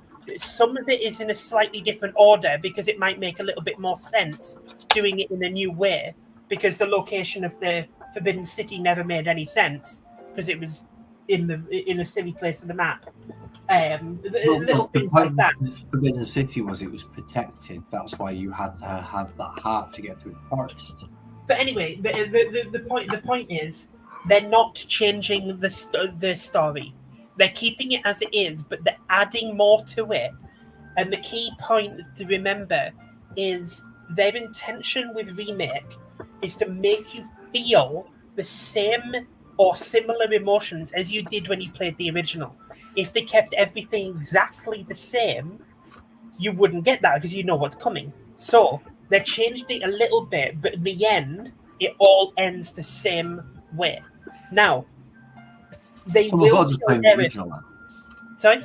I was well just playing the original again. Captain, why are you lurking in the dark, mate? No, I'm just biding my time. You're mid conversation, so. What did you say about the original game? I might as well just play the original game. They're not going to change anything. The story's No, going to be they are the same. changing. They are changing some elements of it, but they're not changing the main part of the story. Aerith has to die. My theory, though, and I have a good theory about this, and I've thought about this a lot, read a lot of stuff. I'm probably wrong, and I hope I'm wrong because I want them to shock me. They've actually announced already that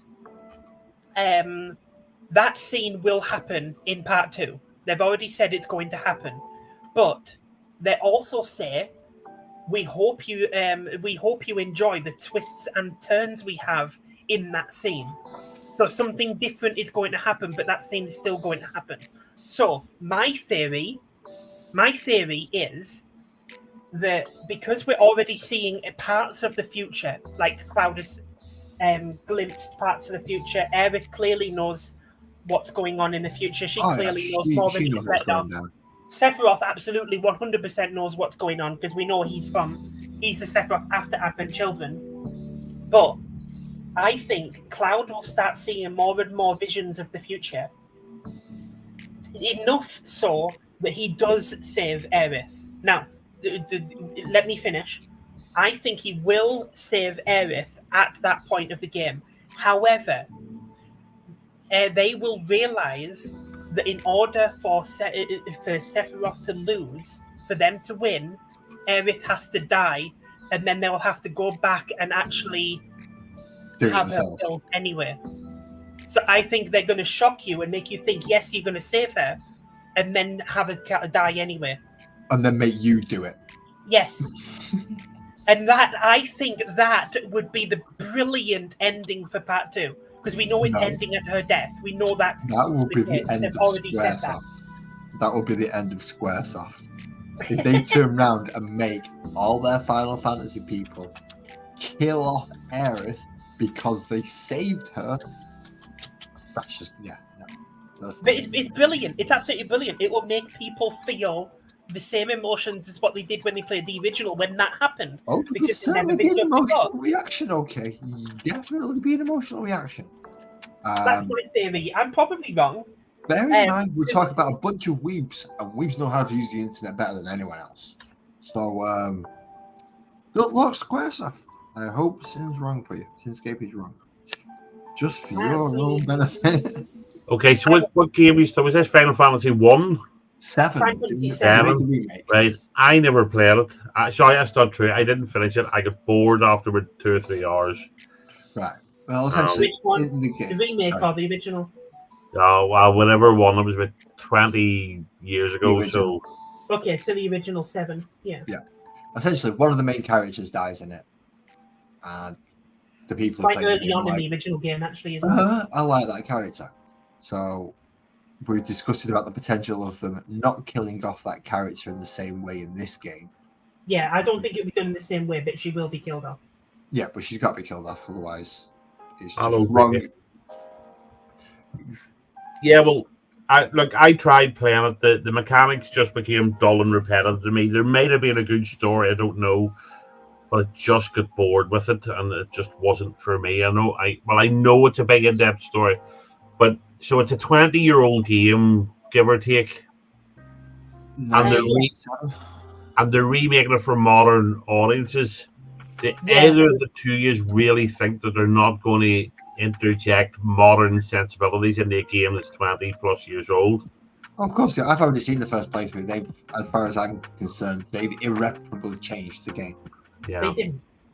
They did not. And not even the mechanics. They're gonna fuck the story up because they're gonna change characters because they'll want to put in one modern agenda or another, if not multiple.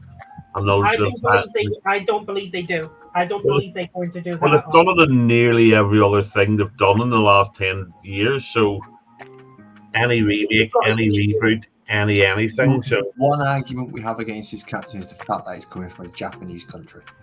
Well, I suppose yes, you're right. It's possible, but they could be under pressure potentially to wokify for the Western world, the Western market. I hope no, they're not. not. They're absolutely not. The team who are making it now are the exact same team that made the original, and they're making it how they wanted to make the original. And so far, from what I've seen and what I've played, and I've played all of it so far, they've done a brilliant job, and they've kept it. They have kept it honourable to the original, but adding a little twist in there to make it new and interesting for people who know the old story. You know, they're doing a very, very good job with What it. platforms it on?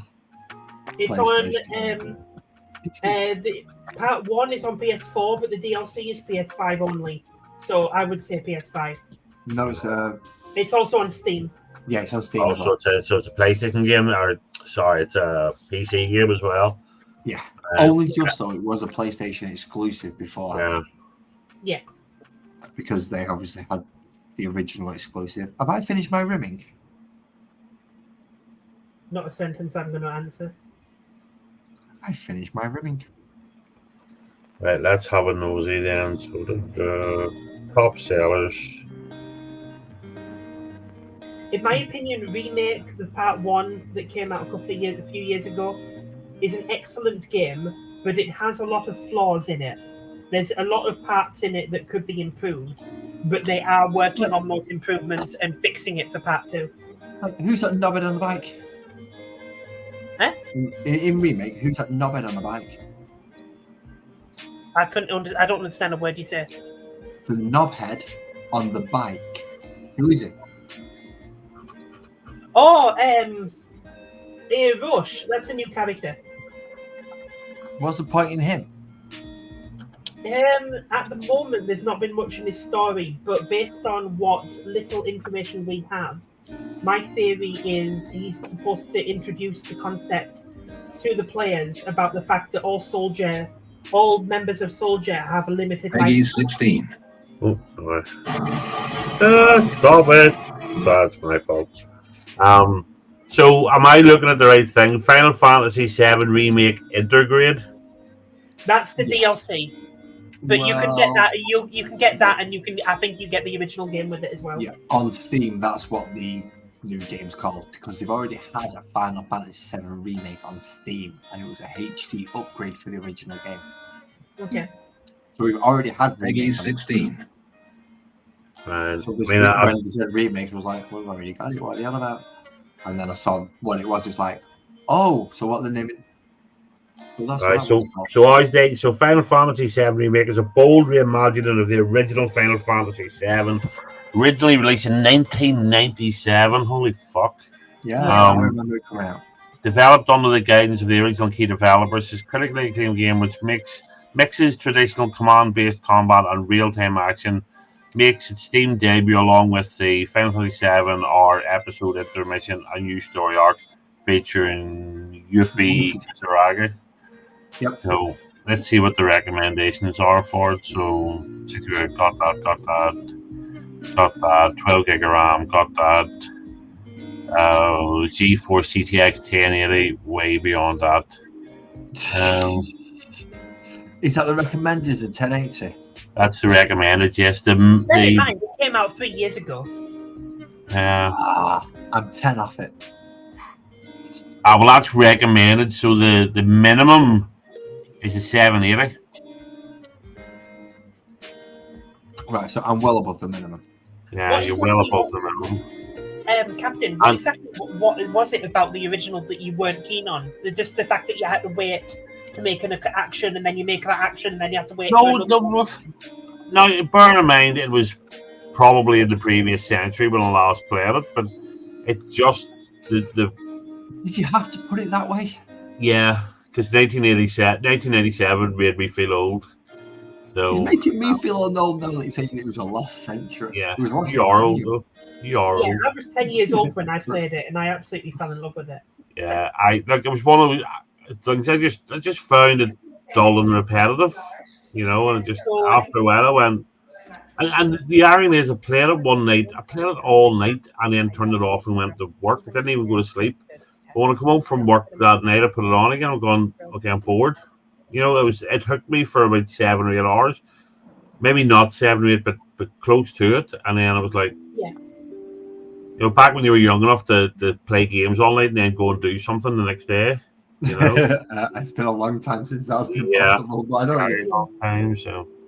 So yeah, I agree with you. The original Final Fantasy VII is repetitive, because you literally just sit there and wait for the command option to come up, and then you just press attack or you press magic. Yeah. To a degree, I enjoyed that in some way because it was very strategic. But in the new one, instead of waiting for that command bar to fill up, you literally are attacking your enemies. You choose your target and you just keep on hitting square to make an attack each time.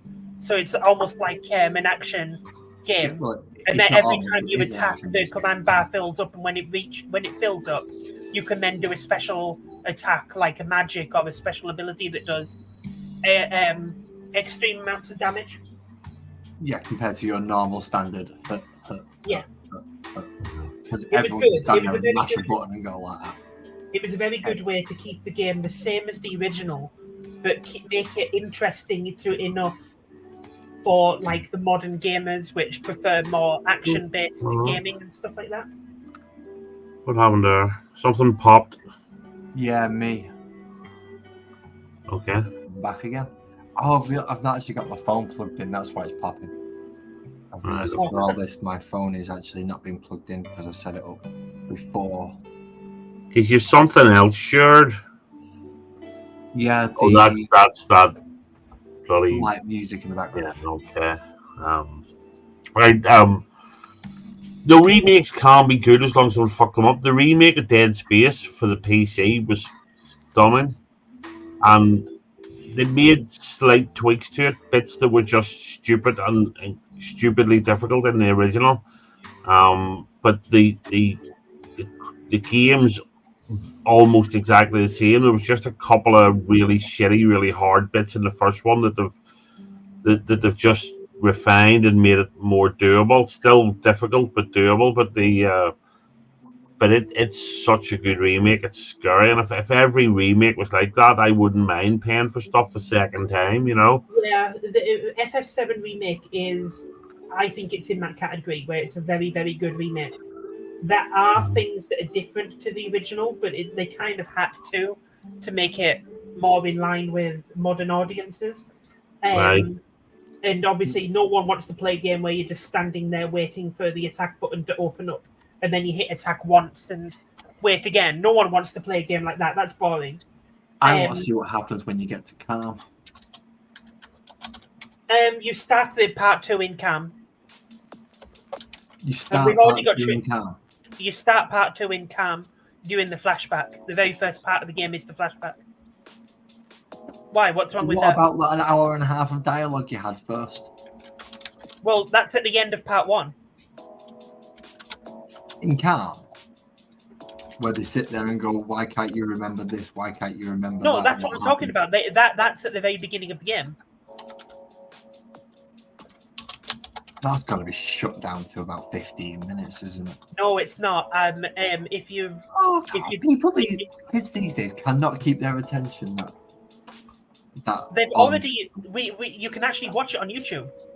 They've already released They released 2 demos for their private audience to play the 2 demos, and one of them was the tutorial section of the game, which is like the individual. In part 1, it was the bombing run. In part 2, it's the flashback, and it's about an hour and a half long. Just that segment where you're fighting alongside Sephiroth is about an hour and a half long. And that's the demo version, which will be cut down. Yeah, still too short in my opinion. Way too short in my opinion. So let's just zoom out. Well, that's just the flashback. That's just the parts you're playing as Cloud next to Sephiroth. When you add on all the dialogue that comes alongside that, it's probably going to be considerably longer. Awesome. Right, guys. I literally just popped on to say hello. Hello. Fair enough. I'm still working and I have to be up at 6:30 for work, so I'm going to fall into bed. I was messed about there, but I created another wee YouTube short. So I did. So between you and JB, that's all my shorts get filled with nowadays. But the only thing is, this time I'm creating stuff from my own content for the first time. Yes, you are. You're using your 20+1 questions, aren't you? Yeah, so I'm not just downloading music from somebody and cutting it. I'm actually taking stuff from my channel for the first time. And I actually want to go check this out, because if it is what I think it is, then where are you? I've scheduled one for tomorrow. It's got Joey in it. No, that's not the one I'm thinking of. On the 23rd, which is this Saturday. Oh, well, technically it's Friday night, but because I'm allowing for the Yanks, it's first thing. You're right, it's first thing Saturday, So it's midnight Friday. Midnight to us, yes. Midnight Friday for us. Yes. On the 23rd of this month. Yes, this Friday. Who will recognize this name? The Eclectic Beard will be interviewed by Captain on a 20+1 questions, and I've seen quite a few of these, and even if you have no idea who the person is on screen, they're actually entertaining. Oh, that's good. So, see, it's not an interview. It's not like I'm asking where you're born, what you do with the job. But see the way I term it, it's more like a slightly structured chat, if that makes sense. Yeah. You know what I mean? Just some topics, like, and there's certain things where I ask the YouTubers, what's your favorite YouTube? There's certain questions are going to be asked everybody, like God and stuff like that, and aliens. But a lot of them, Joey asked about the Cleveland Browns, JV asked about music, you know what I mean? Sam, I asked about music for her. That's what she does. When the Thrash is on, I'll ask him about horses and shit like that, and the army. And when you're on, I'll ask you about being a gobshite. Stuff that's relevant to the person. And I'm pleading the fifth about whether or not I'm even on your show. You're coming on. Oh man, you got booked me. I don't know. I'm usually not even home when you start. And then it's we can always schedule it. You're bound to know at some point you're going to be home one Friday night at 12. Yeah, the one where you've messaged me and gone, do me a favour, can you be home on Friday night for 12 for that night? Right, okay. Hello, there's JV. And there is JV. Good evening, JV. Good evening. JV, I'm afraid you missed all the rimming, mate. You missed it all. Every single one of them has been rimmed. All of them. And all brown rims, look. All nice and brown now. Nice brown and round. Even the big ones. Even rimmed the big ones. He enjoyed the big ones a lot. Yeah. Gotta tell you what though. It was the small ones that were a little bit more difficult. Big ones were easy. You just jump all the way around. Little ones, you have to keep twisting. You have to really get in there. So You would know. there's a tip for you, ladies and gentlemen. It's easier to rim the big ones than it is to rim the little ones. It certainly is. Okay. So anyway, so yes, EB this Friday night. So if you're about, you want to watch it, just Yes, please. I'll do the same thing I did with Graham because it worked that time. And they've all been really. I've enjoyed every single one of them, but like I say, it's just it is just me sitting talking to somebody one on one rather than us all going sort of nuts on a panel, which we do at times, so Yeah, so it's none of this disorganized crap that's going on right here in front of you between us three. It's actually structured. He has questions and numbers and slides and things that come up on screen. yeah. So Unlike me, who forgets the chats there half the time.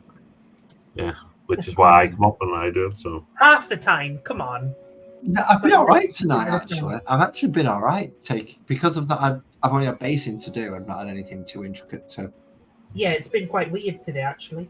I've been keeping up reasonably well with the chats. Graham's been in there, and I've been chatting to Graham. And I asked Joey to make me a smoke, and he didn't give me an answer, the cheeky git. But Beaky said he had one for me, so that's all right. I strongly disagree with that, JV. I'll tell you privately which one I think was the worst. Are we talking strictly on views? No, I think. Well, it depends. See, it's weird if you look at them. Daniel's one had the most views. Squirrels actually is the most hours. So more people stayed to watch Squirrels or watched more of it, But more people came in to see what Daniels was and then left early. Yeah. On purely on numbers of views, JV's was lower than Joey's, but on watch hours, it was a good 40% better. So less people clicked in, but more people watched it. What's more important when it comes to the algorithm? Yeah, so you won't watch hours and people, but if you can give, in the case of JV's has done a lot more to help out than Joey's did. There's not that big of a difference between the amount of viewers. Well, but the amount of viewing hours. To be honest, I'm not bothered about it. I look at the numbers because I'm doing it. I'm only doing this shit because it's fun. Oh yeah, of course. I was just curious. Yeah, I do look at the hours. I'm interested because is somebody on? Because me and Squirrel were on for nearly 3 hours. Or sorry, Squirrel and I were nearly 3 hours, and it was good. But then Squirrel was torturing me with questions. For every one I asked him, he asked me one, and and it was brilliant. But I've enjoyed every single one of them. I'm going to say it wasn't just Squirrels. Daniels was 3 hours. Yeah. How do you pick the people to do it with? People I know and people I find that I find interesting. Fair dues. And so I have to like them and I have to think that they're interesting because at the end of the day, I'm not trying to be fucking Joe Rogan or anything. I'm not trying to be Parkinson.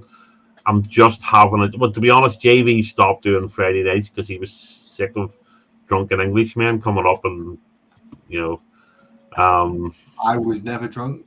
Well, you're out of luck then, lads, because you're definitely not interesting in any way. Yeah. Blake, what is up, homie? How are you doing? Hello, Blake. You on here? So it's just purely if I have to know them. So eventually I'm going to run out of people to talk to. But if people have met through YouTube that I want to talk to, there's very little prerequisite. They have to be prepared to calm up. Yeah. Yes. There's no point me sitting talking in Avatar. I'm not going to do it. So it just has to be me and one more person. I asked 20 questions. Some of them were serious. Some of them were stupid. And some of them are pretty fucking deep. In fairness, some of the questions you Yeah. ask end up going like, it's like you'll nice light-hearted question, and that's what it's like. Holy crap! You just go like, But "Ooh, that's this is that's the right." point. And what I say to everybody before we go live is there's nobody has to do anything. If you don't want to answer something, don't. If you want to be glib about it, be glib. You know. So I think you highlighted it, then I highlighted it, so I took it off. Yeah, but it wasn't the coffee table. It was my ribs, the potty, the camera stand, and the Christmas lights. You were talking about the Christmas lights for about 2 hours. You know. So quite a few things got broken, but not the coffee table. Yeah. But yeah, I think that's been brilliant. I think the reason some of them went reasonably deep is because you're sitting talking to your friend and you're just sitting chatting. So after a while, it becomes. I mean, Blake was part of Blake talked about his dad. He talked about fucking, his love life. He talked about the fact Blake's that always everybody thinks he's a prick, and yeah, Blake also thinks Blake's also wrong on that one. yeah, so it's been good. But and then some. I mean, I was skimming through Joey's earlier to get content to do a short, and one of the questions I asked him is how high can he jump? And I know it was just stupid, but the whole point was there'd be stupid questions and then serious questions. That was sort of the point. I don't want it to be 20 deep questions. You'll be there for like 6 hours. Yeah, I've thought of my answer to that. How high can you jump at that high? Yeah, but Joey got up and tried it. Joey jumped, so he did. So you're thinking the same way I am, Blake. So don't worry about it. I am. You know, I'm half joking. Yeah. But I'm going to clip the one of Joey jumping. I'm going to, how high can a stoner jump or something? I'm going to, put it out that way. Edit it so it doesn't actually leave the floor. Well, it doesn't really need much editing for that, but yeah. Yeah, that was one of the ones, but I was messed about because JV's put me on the CapCut, so I'm not using DaVinci anymore. So I'm almost learning from scratch. But CapCut is really good, really good. I'm going to apologize to most people soon because my phone's going to die, which means I'll be turning this one round if I maintain to be on camera. Yeah. So I'm apologizing because that camera's better than that one, and it's a lot closer. Okay. I'm giving you all warning. No, so JV's recommended CapCut, and it's so much easier to work with than any of the others, and it's free. They just download it and install it. See, that's the F word again. I love hearing that F word. Yeah, and it's literally, see, for transitions and all, you just go through them all and you just drag it down onto where you want it. Say, so you've clipped 2 bits together, so you just pick a blur or whatever you want. You drag it down onto where the thing is, and then you just move it with the mouse to make it how big a transition you want or how short. It's really good. I mean, did you see the one I put out with Blake with a stupid voice? I'm gonna say yes because I've seen about 3 or 4 that you put out from Blake. Well, I put one out of Blake from his. I put out a serious one where he was talking about serious stuff, and then to be honest, I messed about with one where I put it on and I messed about with his voice on it. Right, yeah, I'm pretty sure I've seen that one as well. Right, and all you do with that on CapCut, you just highlight the section and you go into the audio and you go in and pick, do you want an alien voice? Do you want a deep voice? Do you want and it just changes it for you and the whole bit that you've got highlighted. Oh, that's quite good. Yeah, so it's really, really, really user friendly. Like if I can do it, it's not difficult. You say that, but there's a reason why my channel's called what it is. But it is. But it is much easier to do than I think you have the DaVinci, you have the professional one, don't you somehow? I got Pro Tools, yes. Pro Tools. Well, I guarantee you, CapCut's much simpler to use. I guarantee it. Oh, that I've got no doubt that CapCut's going to be easier to use. It's just it won't have some of the stuff that Pro Tools will allow me to do. Oh, absolutely. But what are you trying to do? That you mean? What's the Pro one let you do? I can split audios. I can split visuals. So if I import a file that I've recorded, so if I imported a video file from here, I can split the audio completely off it. Yeah. Edit that audio separately. Edit the video separately. Okay. You might well be able to do that in CapCut. Recombine them back together and get Yeah. the program to sync it up. I can't Well, do that. That's why my video was out of sync at the beginning. Right. But the program can do I'm that. pretty certain you can do that in CapCut. You probably will be able to. It'll just be additional functions, slightly better ranges. Oh yes. Just I the mean, hello. if you're going super deep, yes, DaVinci Pro or Resolve probably.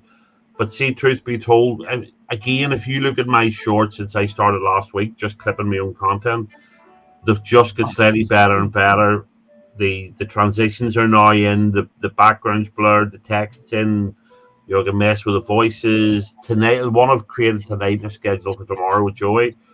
I've done something completely new in it. I've inserted stuff into it, and that's new for me.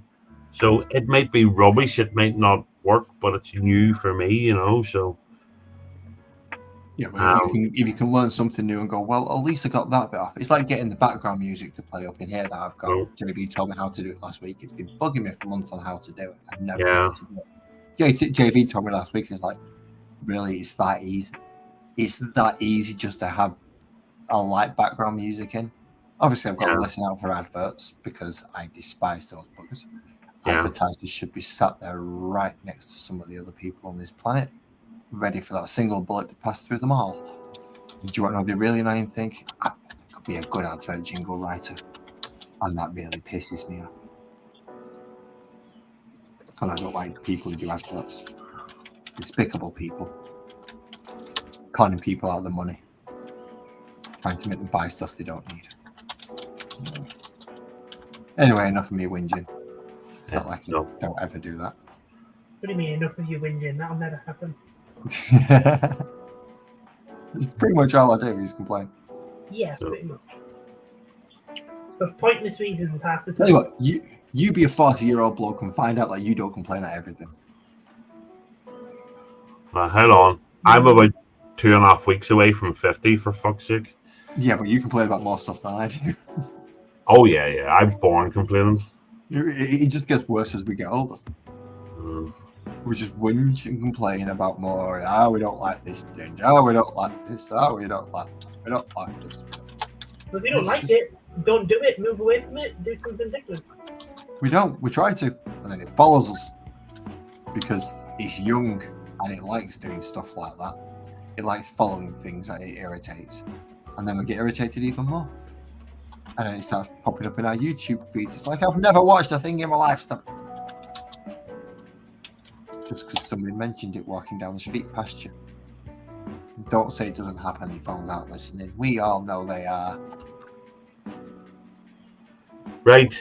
I am going to go to bed. I got distracted there. So if I don't see you beforehand, I'll maybe, well, lads, I know if you're about, you'll pop in the chat Friday night with EB. But Jessica, I know you're an EB. You go back longer with EB than I do. So, I'm not fixing for subscribers. I don't care about shit like that. I've got plenty of those at the minute. To be brutally, you've got over 2,000, I think. Have I beat just shy 2,700. Have I beat 100 yet? Lads, send me or Captain, you can do it as well.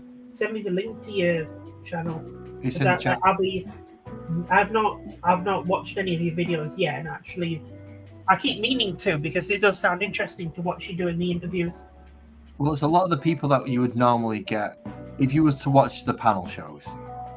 Yeah, I mean, I know some of the people you've interviewed already, and of course you're going to be doing EB, so that would be pretty cool to watch that one as well.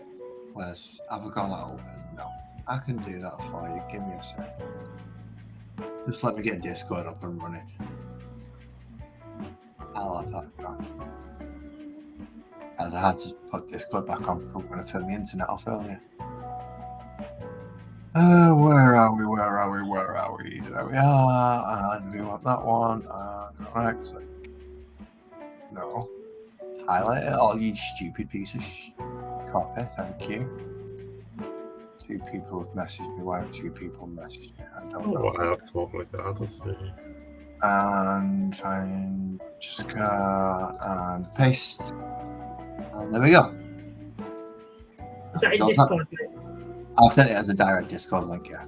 All right, It's gone okay. straight to you. It's not gone through your channel. It's not gone through anything. Why is that coming up?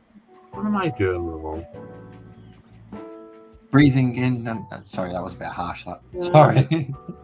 No, I understand, but why is it coming up when I'm trying to share mine instead of coming up at Captain Bad Music? There's it there, but Is he coming up with some stupid, ridiculous? Bleh? yeah, Yeah, you see, I tried that earlier when I said share on somebody else's channel, and it gave me some stupid code that nobody could click as a link. no, yeah, it's at Captain Bad Music anyway. But yeah, so it's EB this week, you know, and providing I suppose he is ill at the minute, so hopefully he'll be all right. But Oh, fingers crossed, yeah. But That's why I didn't send in a link for this one. It's like, get yourself better, homie, and then we'll move on. So it's just, I mean, I've got a couple of, I've got a new daft question to ask him and stuff like that there, and the reason I'm saying, what's that? No No, spoilers. I'm not going to say what it is. To say there are, because what I'm going to do. So I made shorts from it, but right. So there's certain standard questions that I've asked everybody. Does God exist? Do aliens exist? There's a handful of standards, right? And I always finish with what's your best bit of advice to give the world and shit like that there. So what I'm going to do over Christmas when the time, that's one of the reasons I'm working on the video edit again.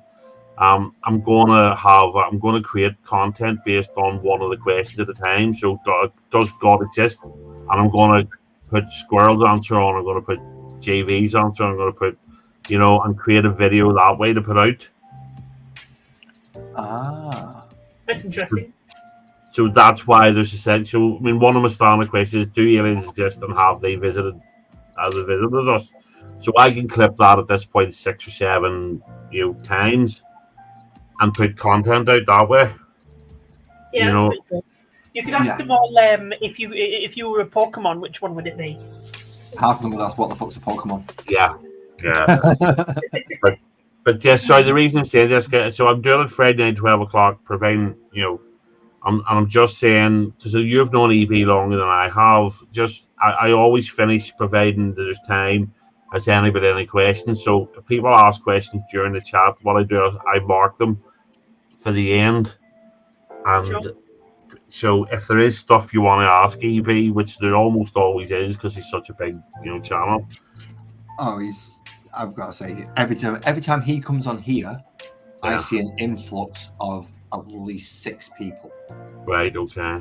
For no other reason than Yeah, I then don't it even disappears advertise and it. it's gone. It just And he has swears to he doesn't exist. bring them. He doesn't tell anyone that he's coming. I think it's just people's algorithm that YouTube notices that he's on there, so it recommends your stream to.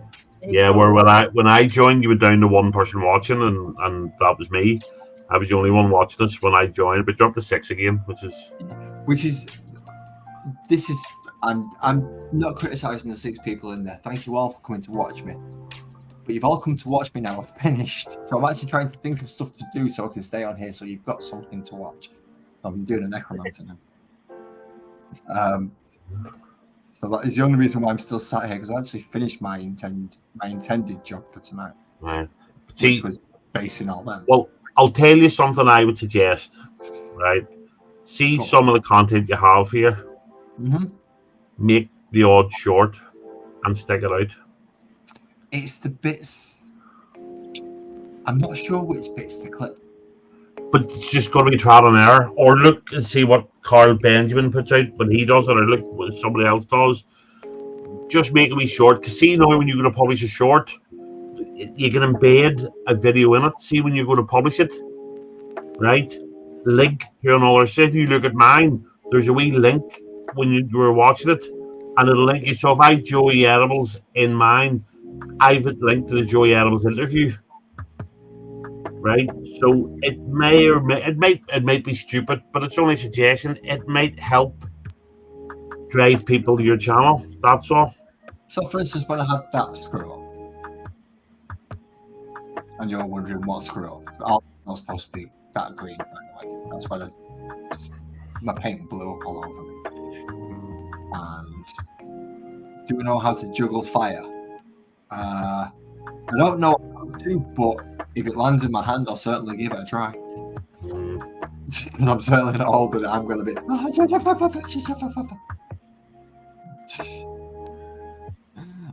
anyway, it's only a suggestion, because No. I see. You're not the only one who's made that suggestion to me. Like I'm doing a few shots myself. Like I've got one that's like a minute long of me painting a sword with green lightning on it. And it was like a 20-minute long paint job, but I got it down to a minute, just showing like the little highlights of it and a bit of music in the background. And it went well. So you just need to do something little like that. Just do a quick paint job for 20 minutes and edit it down to a minute. You don't need any of your waffling. You don't need any talking. You don't need to explain what you're doing. You just need the video, clear, high definition, 1 minute, and then your YouTube channel at the end. It's going through that 2 hours of video and finding that there were a few snippets where you can go right that bit. Yeah, but that's what your fast forward is. You're bound to know what from tonight. Well, by the time you're done, you're bound to have an idea. I want to show this, but I want to show that, but Yeah. No. Please, if people would like to turn the volume down, Captain's already invited him up. I'm going to already turn mine down before he says hello. What's up, boys and lady? How you guys doing? How you doing, Joe? You okay? Hello. I'm doing all right. Now this is. I'm gonna warn Jessica now. This is about to turn. Sorry, lads, read that bit so I can take it off here because we're blocking Joey. But that's if you're doing shorts, that's what you need to know. Yeah, you can take that with any that website I show you, Cap, on Twitter. That online video cutter. There's a specific crop function of 6x9 or 9x16. Yeah. You just to be honest, I'm loving CapCut. I'm playing with it and I'm loving it. It's brilliant. It's so intuitive once you get once you know how to do it, and the transitions, the editing, everything is just fucking brilliant. So awesome. I learned DaVinci, then stopped doing it because I wasn't doing anything. I now have content to edit, my own content to edit. You know what I mean? So I now have, and that's why I'm doing shit again. But I'm learning with CapCut, and I'm just learning. I'm just trying something new every time. That's why I'm saying her. That's why I put the Blake one out with a stupid voice. You know what I mean? I'm just messing about. So I'm just gonna warn Sinscape for one moment. I'm gonna change the nature of this stream now. As I'm finished, I am going to go get my charger. I'm going to take this camera. I'm going to remove this one. And I'm going to open that slot up for anyone else who wishes to come up. And I'm going to turn it into an open panel as opposed right. to... Well, before you disappear, now that the real icon leaves up, you know what I mean? So now that you get something like really proper to look at, then Okay, I've just got over 100 subscribers. I don't want to drop back below. Right, you dropped back down to 84 now, bro. So but yes, the nature of this stream has been on for 2 hours.